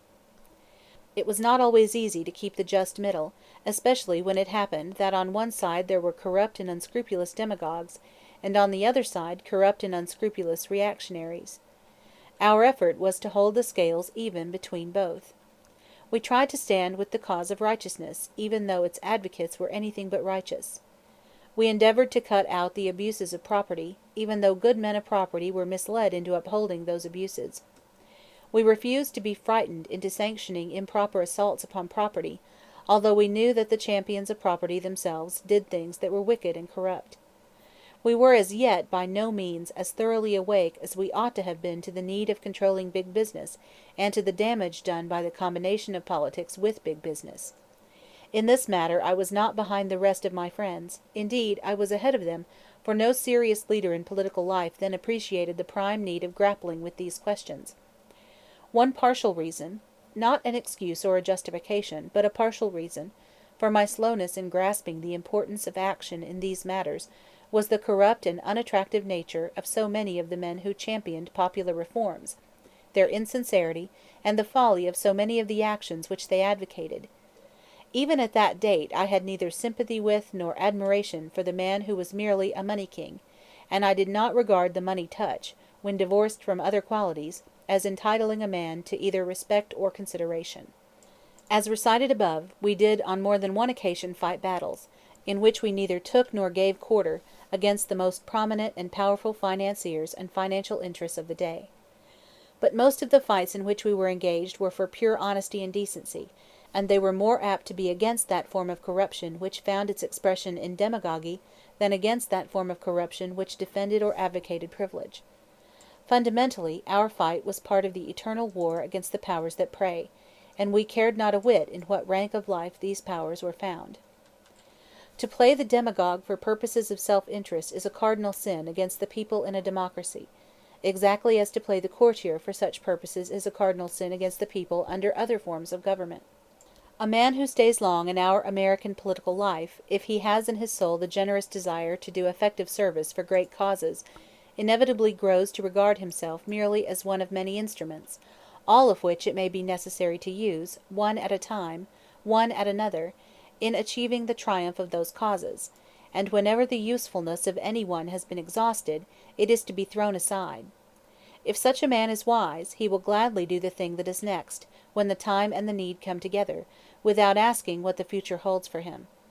Let the half-god play his part well and manfully, and then be content to draw aside when the god appears. Nor should he feel vain regrets that to another it is given to render greater services and reap a greater reward. Let it be enough for him that he too is served, and that by doing well he has prepared the way for the other man who can do better. End of Chapter 3. Chapter 4. In Cowboy Land. Part 1. Though I had previously made a trip into the then territory of Dakota beyond the Red River, it was not until 1883 that I went to the Little Missouri, and there took hold of two cattle ranches, the Chimney Butte and the Elkhorn. It was still the Wild West in those days, the Far West, the West of Owen Wister's stories and Frederick Remington's drawings, the West of the Indian and the buffalo hunter, the soldier and the cowpuncher. That land of the West has gone now, gone with lost Atlantis, gone to the Isle of Ghosts and of strange dead memories. It was a land of vast silent spaces, of lonely rivers, and of plains where the wild game stared at the passing horseman. It was a land of scattered ranches, of herds of longhorn cattle, and of reckless riders who, unmoved, looked into the eyes of life or of death. In that land we led a free and hardy life, with horse and with rifle. We worked under the scorching midsummer sun, when the wide plains shimmered and wavered in the heat, and we knew the freezing misery of riding night guard round the cattle in the late fall roundup. In the soft springtime the stars were glorious in our eyes each night before we fell asleep, and in the winter we rode through blinding blizzards, when the driver's snow dust burned our face. There were monotonous days as we guided the trail cattle or the beef herds hour after hour at the slowest of walks, and minutes or hours teeming with excitement as we stopped stampedes or swam the herds across rivers treacherous with quicksands or brimmed with running ice. We knew toil and hardship, and hunger and thirst, and we saw men die violent deaths as they worked among horses and cattle, or fought in evil feuds with one another. But we felt the beat of hardy life in our veins, and ours was the glory of work and the joy of living. It was right and necessary that this life should pass, for the safety of our country lies in being made the country of the small homemaker.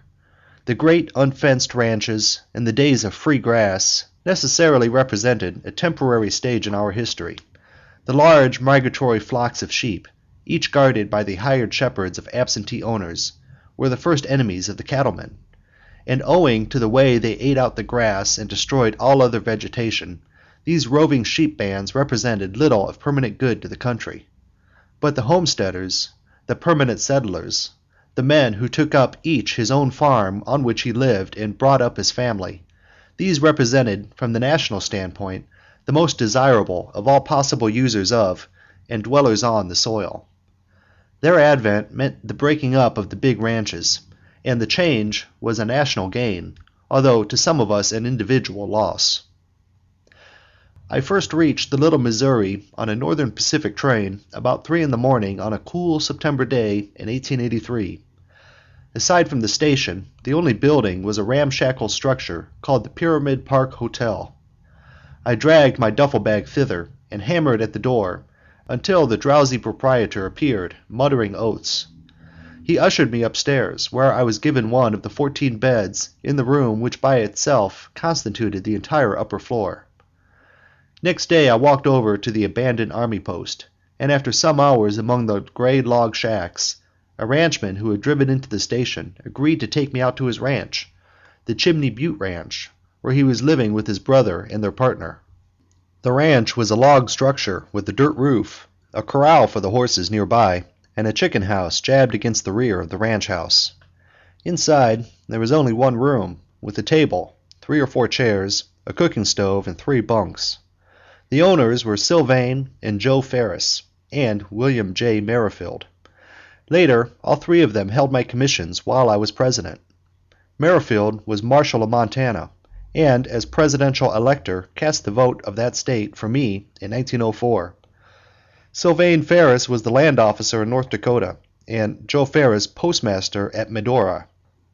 There was a 4th man, Joe Meyer, who also worked for me later. That evening we all played old sledge round the table, and at one period the game was interrupted by a frightful squawking outside which told us that a bobcat had made a raid on the chicken house. After a buffalo hunt with my original friend Joe Ferris, I entered into partnership with Merrifield and Sylvain Ferris, and we started a cow ranch with the Maltese Cross brand, always known as Maltese Cross, by the way, as the general impression along the Little Missouri was that Maltese must be a plural. 29 years later, my 4 friends of that night were delegates to the first Progressive National Convention at Chicago. They were among my most constant companions for the few years next succeeding the evening when the bobcat interrupted the game of old sledge. I lived and worked with them on the ranch, and with them and many others like them on the roundup, and I brought out from Maine, in order to start the Elkhorn Ranch lower down the river, my 2 backwoods friends, Sewell and Dow. My brands for the lower ranch were the Elkhorn and the Triangle. I do not believe there was any more life attractive to a vigorous young fellow than life on a cattle ranch in those days. It was a fine, healthy life, too. It taught a man self-reliance, hardihood, and the value of instant decision. In short, the virtues that ought to come from life in the open country. I enjoyed the life to the full. After the first year, I built on the Elkhorn Ranch a long, low ranch house of hewn logs, with a veranda, and with, in addition to the other rooms, a bedroom for myself, and a sitting room with a big fireplace. I got out a rocking chair. I am very fond of rocking chairs, and enough books to fill 2 or 3 shelves, and a rubber bathtub so I could get a bath. And then I do not see how anyone could have lived more comfortably. We had buffalo robes and bearskins of our own killing. We always kept the house clean, using the word in a rather large sense. There were at least 2 rooms that were always warm, even in the bitterest weather, and we had plenty to eat. Commonly, the mainstay of every meal was game of our own killing, usually antelope or deer, sometimes grouse or ducks, and occasionally, in the earlier days, buffalo or elk. We also had flour and bacon, sugar, salt, and canned tomatoes. And later, when some of the men married and brought out their wives, we had all kinds of good things, such as jams and jellies made from the wild plums and the buffalo berries, and potatoes from the forlorn little garden patch. Moreover, we had milk. Most ranchmen at that time never had milk. I knew more than one ranch with 10,000 head of cattle, and there was not a cow that could be milked. We made up our minds that we would be more enterprising. Accordingly, we started to domesticate some of the cows. Our first efforts were not successful, chiefly because we could not devote the needed time and patience to the matter, and we found that to race a cow 2 miles at full speed on horseback, then rope her, throw her, and turn her upside down to milk her, while exhilarating as a pastime, was not productive of results. Gradually, we accumulated tame cows, and after we had thinned out the bobcats and coyotes, more chickens.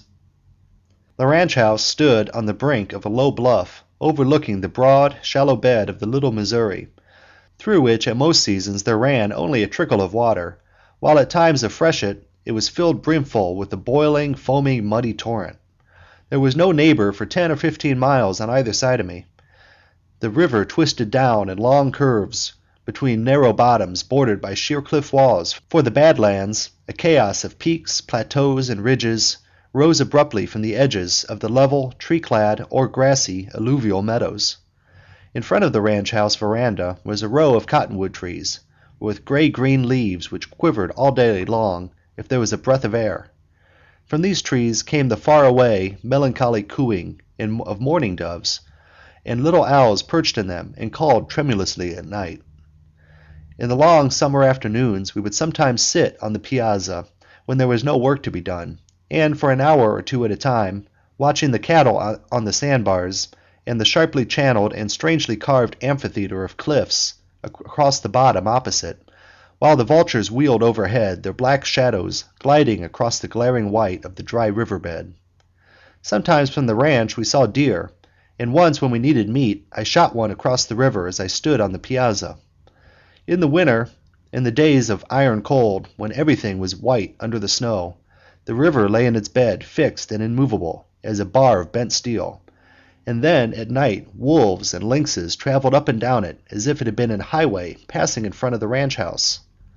Often, in the late fall or early winter, after a hard day's hunting, or when returning from one of the winter line camps, we did not reach the ranch until hours after sunset, and after the first weary tramping in the cold, it was a keen pleasure to catch the first red gleam of the firelit windows across the snowy wastes. The Elkhorn ranch house was built mainly by Sewell and Dow, who, like most men from the Maine woods, were mighty with the axe. I could chop fairly well for an amateur, but I could not do 1/3 of the work they could. One day, when we were cutting down the cottonwood trees to begin our building operations, I heard someone ask Dow what the total cut had been, and Dow, not realizing that I was within hearing, answered, "Well, Bill cut down 53, I cut down 49, and the boss, he beavered down 17. Those who have seen the stump of a tree which has been gnawed down by a beaver will understand the exact force of the comparison. In those days, on a cow ranch, the men were apt to be away on the various roundups at least half the time. It was interesting and exciting work, and except for the lack of sleep on the spring and summer roundups, it was not exhausting work. Compared to lumbering or mining or blacksmithing, to sit in the saddle is an easy form of labor. The ponies were of course grass-fed and unshod. Each man had his own string of 9 or 10. One pony would be used for the morning work, one for the afternoon, and neither would be used for the next 3 days. A separate pony was kept for night riding. The spring and early summer roundups were especially for the branding of calves. There was much hard work and some risk on the roundup, but also much fun. The meeting place was appointed weeks beforehand, and all the ranchmen of the territory to be covered by the roundup sent their representatives. There were no fences in the West that I knew, and their place was taken by the cowboy and the branding iron. The cattle wandered free. Each calf was branded with the brand of the cow it was following. Sometimes in winter there was what we call line riding. That is, camps were established and the line riders traveled a definite beat across the desolate wastes of snow, to and fro from one camp to another, to prevent the cattle from drifting. But as a rule, nothing was done to keep the cattle in any one place. In the spring, there was a general roundup in each locality. Each outfit took part in its own roundup, and all the outfits of a given region combined to send representatives to the 2 or 3 roundups that covered the neighborhoods nearby into which the cattle might drift. For example, our little Missouri roundup generally worked down the river for a distance some 50 or 60 miles above my ranch toward the Killdeer Mountains, about the same distance below. In addition, we would usually send representatives to the Yellowstone roundup, and to the roundup along the upper Little Missouri, and moreover, if we heard that cattle had drifted, perhaps towards the Indian reservation southeast of us, we would send a wagon and rider after them. In the meeting point, which might be in the valley of a half-dry stream, or in some broad pattern of the river itself, or perchance by a couple of ponds under which some queerly shaped butte was the landmark for the region round about, we would all gather on the appointed day. The chuck wagons, containing the bedding and food, each drawn by 4 horses and driven by the teamster cook, would come jolting and rattling over the uneven sward. Accompanying each wagon was 8 or 10 riders, the cowpunchers, while their horses, a band of 100 or so, were driven by the 2 herders, one of whom was known as the day wrangler and the other as the night wrangler. The men were lean, sinewy fellows, accustomed to riding half-broken horses at any speed over any country, by day or by night. They wore flannel shirts with loose handkerchiefs knotted round their necks, broad hats, high-heeled boots with jingling spurs, and sometimes leather chaps, although often they merely had their trousers tucked into the tops of their high boots. There was a great deal of rough horseplay, and as with any gathering of men or boys of high animal spirits, the horseplay sometimes became very rough indeed, and as men usually carried revolvers, and as there were occasionally 1 or 2 noted gunfighters among them, there were now and then a shooting affray. A man who was a coward or who shirked his work had a bad time, of course. A man could not afford to let himself be bullied or treated as a butt. And on the other hand, if he was looking for a fight, he was certain to find it. But my own experience was that if a man did not talk until his associates knew him well and liked him, and if he did his work, he never had any difficulty in getting on. In my own roundup district, I speedily grew to be friends with most of the men.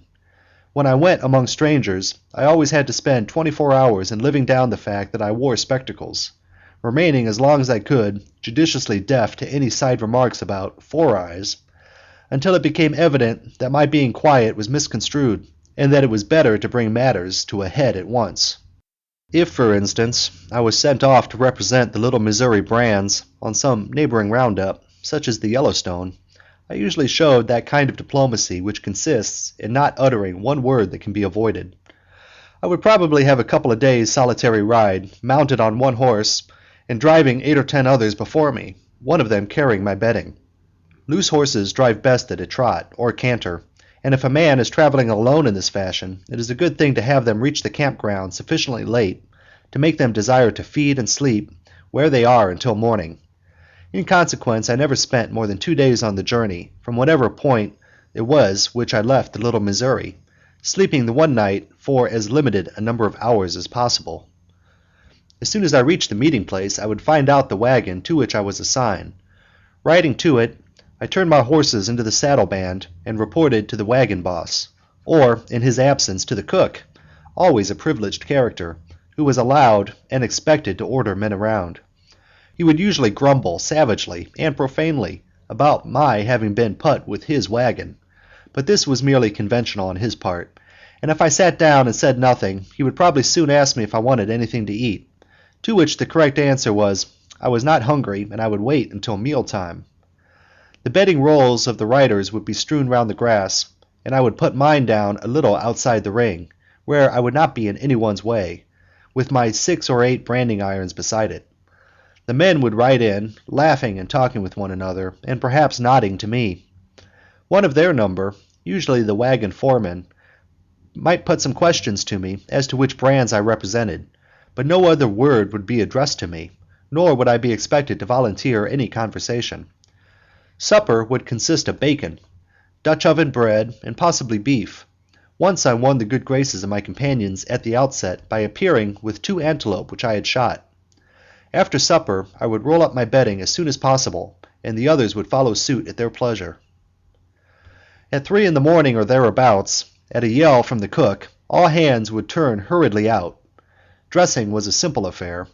Then each man rolled and corded his bedding. If he did not, the cook would leave it behind, and he would go without any for the rest of the trip, and came to the fire, where he picked out a tin cup, tin plate, and knife and fork, and helped himself to coffee and whatever food there was, and ate it standing or squatted as best suited him. Dawn was probably breaking at this time, and the tramping of unshod hooves showed that the night wrangler was bringing in the pony herd. 2 of the men would then run ropes from the wagon at right angles to one another, and into this, as a corral, the horses would be driven. Each man might rope one of his own horses, or more often point it out to the most skillful roper of the outfit, who would rope it for him, for if the man was an unskillful roper and roped the wrong horse, or roped the horse in the wrong place, there was a whole chance of the whole herd stampeding. Each man then saddled and bridled his horse. This was usually followed by some resolute bucking on the part of 2 or 3 of the horses, especially in the early days of the roundup. The bucking was always a source of amusement to all the men whose horses did not buck, and these fortunate ones would gather round once giving ironical advice, and especially adjuring the rider not to "go to leather," that is, not to steady himself in the saddle by catching hold of the saddle horn. As soon as the men had mounted, the whole outfit started on the long circle, the morning circle.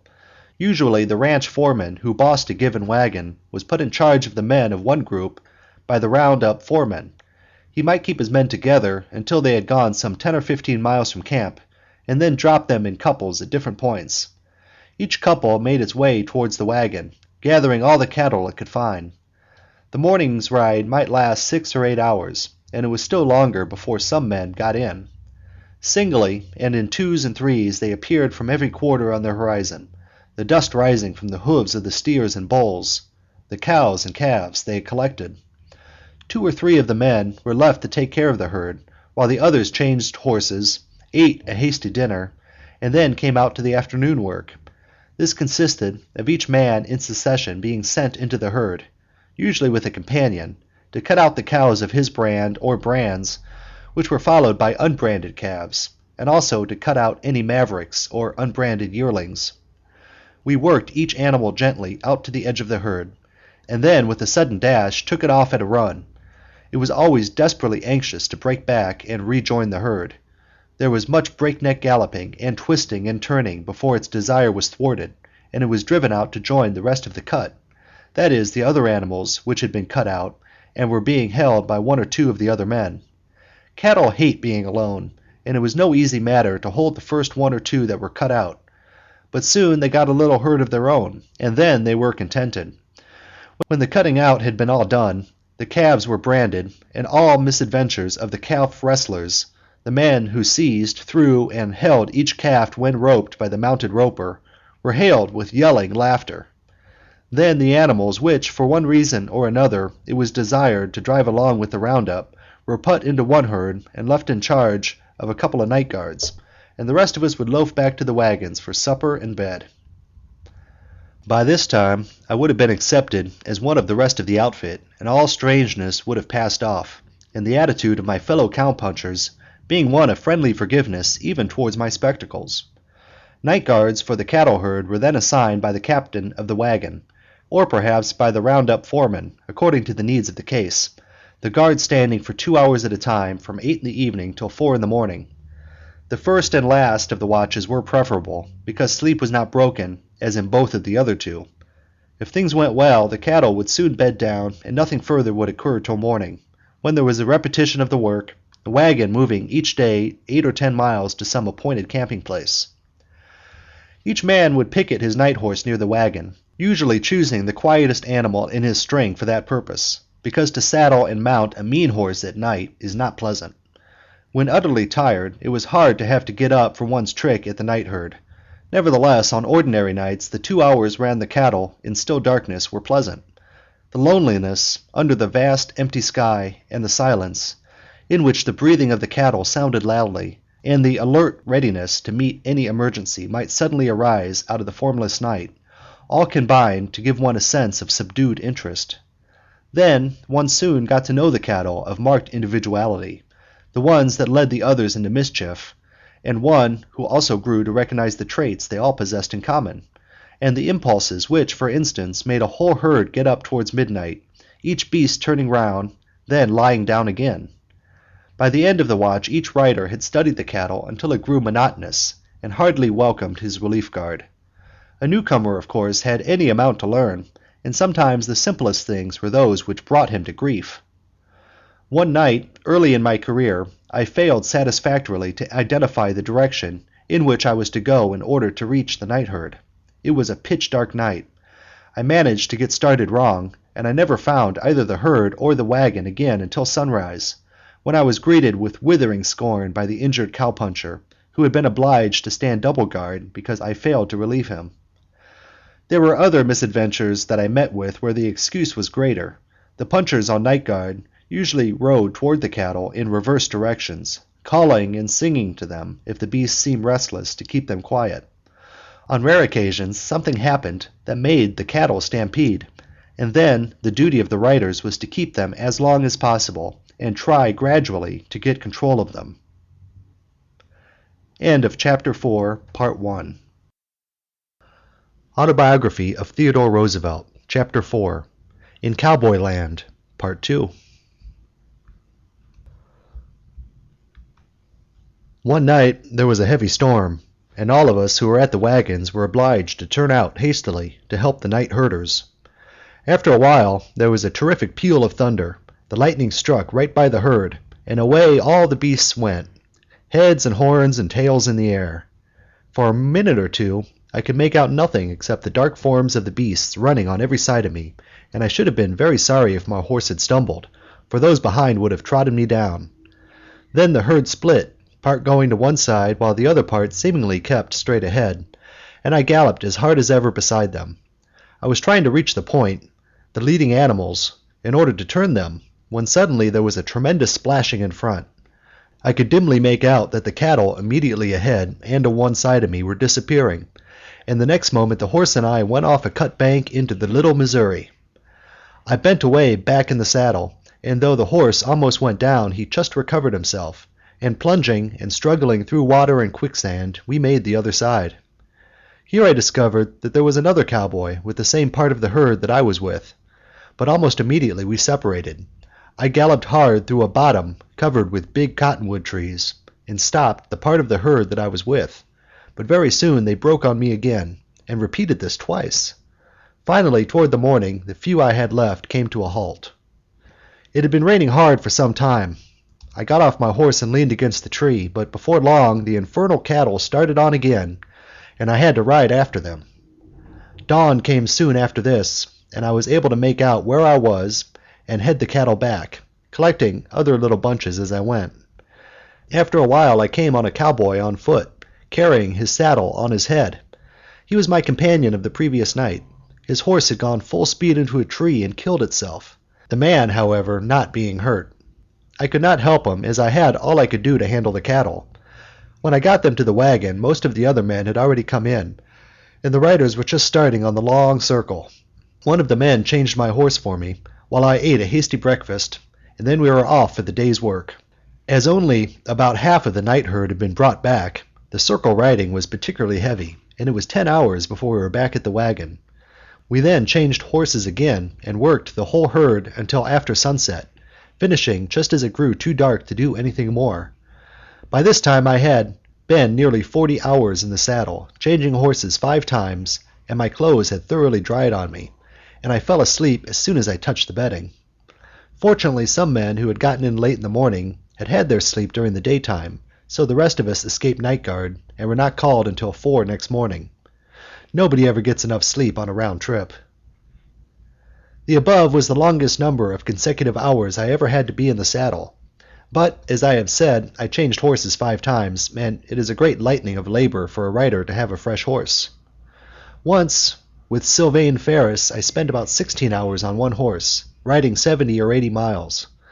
The roundup had reached a place called the Oxbow of the Little Missouri, and we had to ride there, do some work around the cattle, and ride back. Another time I was 24 hours on horseback in the company with Merrifield without changing horses. On this occasion we did not travel fast. We had been coming back with the wagon from a hunting trip in the Big Horn Mountains. The team was fagged out, and we were tired of walking at a snail's pace beside it. When we reached country that the driver thoroughly knew, we thought it safe to leave him, and we loped in one night across a distance which it took the wagon the 3 following days to cover. It was a beautiful moonlit night, and the ride was delightful. All day long we had plodded at a walk, weary and hot. At supper time we had rested 2 or 3 hours, and the tough little riding horses seemed as fresh as ever. It was in September. As we rode out of the circle of the firelight, the air was cool in our faces. Under the bright moonlight, and then under the starlight, we loped and cantered mile after mile over the high prairie. We passed bands of antelope and herds of long-horned Texas cattle. And at last, just as the first red beams of the sun flamed over the bluffs in front of us, we rode down into the valley of the Little Missouri, where our ranch house stood. I never became a good roper, nor more than an average rider, according to ranch standards. Of course, a man on a ranch has to ride a good many bad horses, and is bound to encounter a certain number of accidents, and of these I had my share, at one time cracking a rib, and on another occasion the point of my shoulder. We were hundreds of miles from a doctor, and each time, as I was on the roundup, I had to get through my work for the next few weeks as best I could until the injury healed of itself. When I had the opportunity, I broke my own horses, doing it gently and gradually, and spending much time over it, and choosing the horses that seemed gentle to begin with.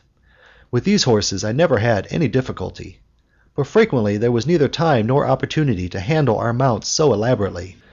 We might get a band of horses, each having been bridled and saddled 2 or 3 times, but none of them having been broken beyond the extent implied in this bridling and saddling. Then each of us in succession would choose a horse for his string, I, as the owner of the ranch, being given the first choice on each round, so to speak. The first time I was ever on a roundup, Sylvain Ferris, Merrifield, Meyer, and I each chose his string in this fashion. 3 or 4 of the animals I got were not easy to ride. The effort both to ride them and to look as if I were enjoying doing so, on some cool morning when my grinning cowboy friends had gathered round to see whether the high-headed bay could buck the boss off, doubtless was of benefit to me, but lacked much of being enjoyable. The time I smashed my rib I was bucked off on a stone. The time I hurt the point of my shoulder I was riding a big, sulky horse named Ben Butler, which went over backwards with me. When we got up, it still refused to go anywhere. So, while I sat it, Sylvain Ferris and George Meyer got their ropes on its neck and dragged it a few hundred yards, choking but stubborn, all 4 feet firmly planted and plowing the ground. When they released the ropes, it lay down and wouldn't get up. The roundup had started, so Sylvain gave me his horse, Baldy, which sometimes bucked out but never went backwards, and he got on the now rear's end, Ben Butler. To my discomfiture, Ben started quietly beside us, while Sylvain remarked, "Well, there's nothing the matter with this horse. He's a plumb gentle horse." Then Ben fell slightly behind, and I heard Sylvain again, "That's all right. Come along. Here, you. Go on, you. Ha-ha, fellows. Help me out. He's lying on me." Sure enough, he was, and when we dragged Sylvain from under him, the first thing the rescued Sylvain did was to execute a war dance, spurs and all, on the iniquitous Ben. We could do nothing with him that day. Subsequently we got him so that we could ride him, but he never became a nice saddle horse.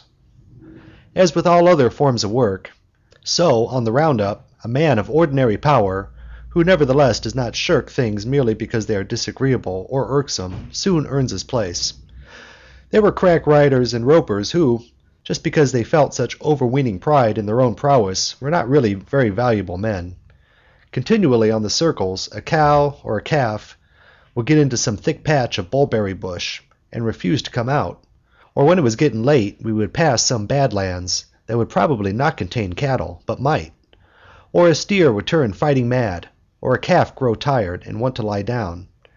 If in such a case the man steadily persists in doing the unattractive thing, and after 2 hours of exasperation and harassment, does finally get the cow out, and keep her out of the mulberry bushes, and drives her to the wagon, or finds some animals that have passed by in the 4th or 5th patch of badlands he hunts through, or gets the calf up on his saddle and takes it in anyhow, the foreman soon grows to treat him as having his uses and as being an asset of worth in the roundup, even though neither a fancy roper nor a fancy rider. When at the Progressive Convention last August I met George Meyer for the first time in many years, and he recalled to me an incident on one roundup where we happened to be thrown together while driving some cows and calves to camp. When the camp was only just across the river, 2 of the calves positively refused to go any further. He took one of them in his arms, and after some hazardous maneuvering managed to get on his horse, in spite of the objections of the latter, and rode into the river. My calf was too big for such treatment, so in despair I roped it, intending to drag it over. However, as soon as I roped it, the calf started bouncing and bleeding, and owing to some lack of dexterity on my part, suddenly swung round the rear of the horse, bringing the rope under his tail. Down went the tail tight, and the horse went into figures, as the cowpuncher phrase of the day was. There was a cut bank about 4 feet high on the hither side of the river, and over this the horse bucked. We went into the water with a splash. With pluck, the calf followed, described a parabola in the air, and landed beside us. Fortunately, this took the rope out from under the horse's tail, but left him thoroughly frightened. He could not do much bucking in the stream, for there was 1 or 2 places where we had to swim, and the shallows were either sandy or muddy. But across we went at speed, and the calf made a wake like Pharaoh's army in the Red Sea. On several occasions we had to fight fire. In the geography books of my youth, prairie fires were always portrayed as taking place in long grass, and all living things ran before them. On the northern cattle plains, the grass was never long enough to be a source of danger to man or beast. The fires were nothing like the forest fires in the northern woods, but they destroyed large quantities of feed, and we had to stop them where possible. The process we usually followed was to kill a steer, split it into 2 lengthwise, and have 2 riders drag each half steer, the rope of one running from his saddle horn to the front leg, and that of the other to the hind leg. One of the men would spur his horse over or through the line of fire, and 2 would then ride forward, dragging the steer bloody side downward along the line of flame, men following on foot with slickers or wet horse blankets to beat out any flickering blaze that was still left. It was exciting work, for the fire and the twitching and the plucking of the ox carcass over the uneven ground maddened the fierce little horses, so that it was necessary to do some riding in order to keep them to their work. After a while it also became very exhausting, the thirst and fatigue being great as, with parched lips and blackened from head to foot, we toiled at our task. In those years, the Stockmen's Association of Montana was a powerful body. I was the delegate to it from the Little Missouri. The meetings that I attended were held in Miles City, at that time a typical cow town. Stockmen of all kinds attended, including the biggest men in the stock business. Men like old Conrad Coors, who was and is the finest type of pioneer in all the Rocky Mountain country, and Granville Stewart, who was afterwards appointed minister by Cleveland, I think, to the Argentine, and Hash Knife Simpson, a Texan who had brought his cattle, the Hash Knife brand, up the trail into our country. He and I grew to be great friends. I can see him now, the first time we met, grinning to me as none too comfortable. I sat a half-broken horse at the edge of a cattle herd we were working.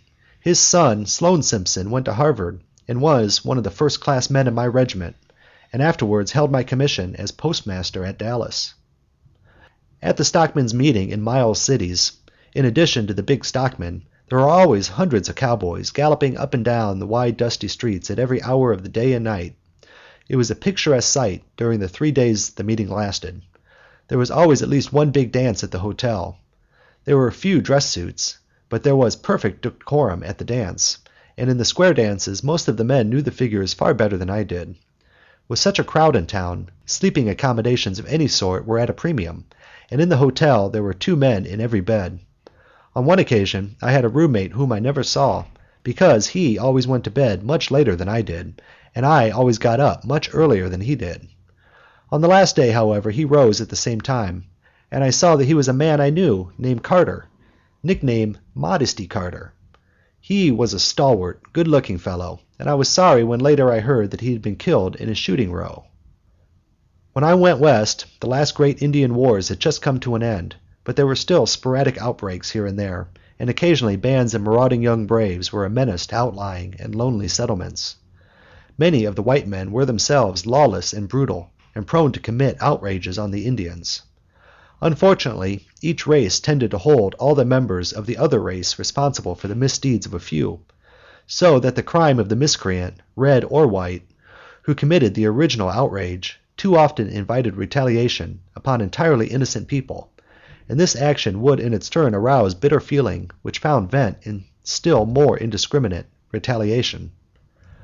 The first year I was on the Little Missouri, some Sioux bucks ran off all the horses of a buffalo hunter's outfit. One of the buffalo hunters tried to get even by stealing the horses of a Cheyenne hunting party, and when pursued, made for a cow camp, with, as a result, a long-range skirmish between the cowboys and the Cheyennes.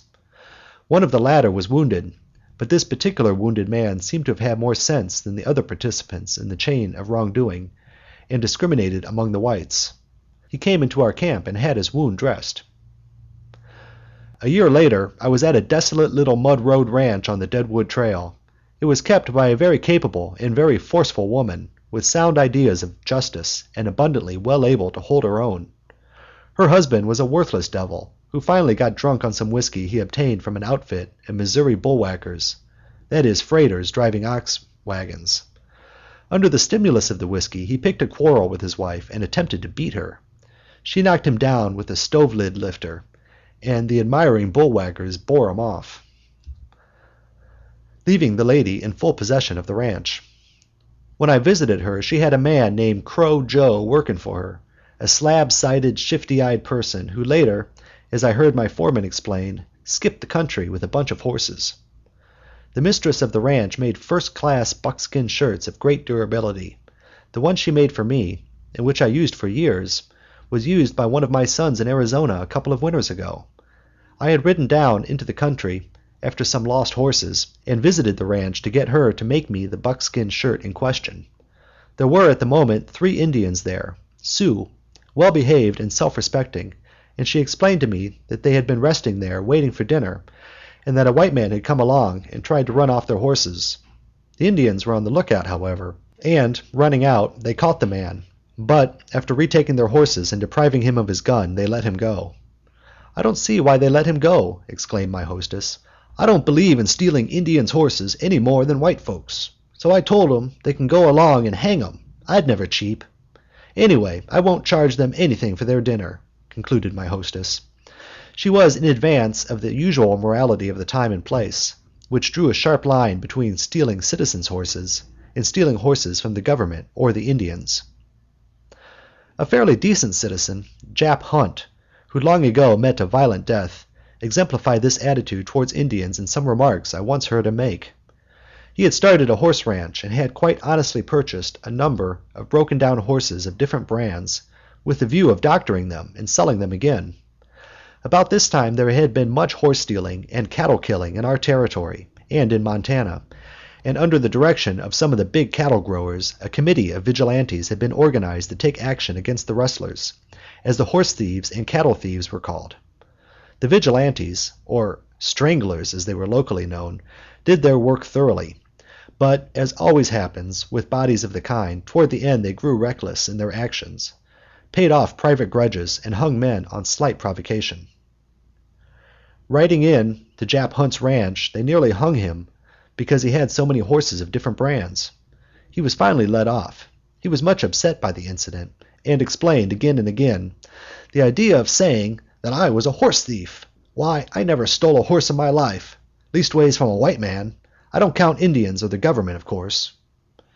Jap had been reared among men still in the stages of tribal morality, and while they recognized their obligations to one another, both the government and the Indians seemed alien bodies, in regard to which the laws of morality did not apply. On the other hand, parties of savage young bucks would treat lonely settlers just as badly, and in addition sometimes murder them.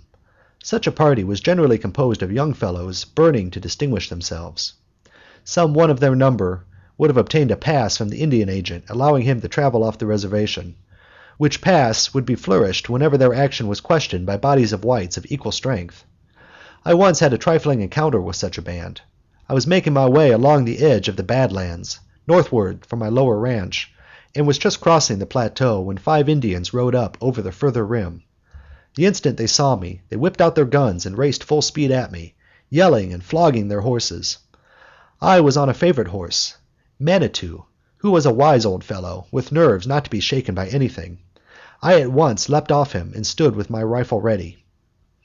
It was possible that the Indians were merely making a bluff and intended no mischief, but I did not like their actions, and I thought it likely that if I allowed them to get a hold of me, they would at least take my horse and rifle, and possibly kill me. So I waited there until they were 100 yards off, and then drew a bead on the first. Indians, and for the matter of that, white men, do not like to ride in on a man who is cool and means shooting, and in a twinkling every man was lying over the side of his horse, and all 5 had turned and were galloping backwards, having altered their course as quickly as so many teal ducks. After this, one of them made the peace sign with his blanket first, and then as he rode towards me with his open hand. I halted him at a fair distance and asked him what I wanted. He exclaimed, "How? Me good Injun, me good Injun," and tried to show me the dirty piece of paper on which his agency pass was written. I told him with sincerity that I was glad that he was a good Injun, but he must not come any closer. He then asked for sugar and tobacco. I told him I had none. Another Indian began drifting slowly toward me in spite of my calling out to keep back, so I once more aimed with my rifle, whereupon both Indians slipped to the other side of their horses and galloped off, with oaths that did not credit at least one side of their acquaintance with English. I now mounted and pushed over the plateau to the open prairie.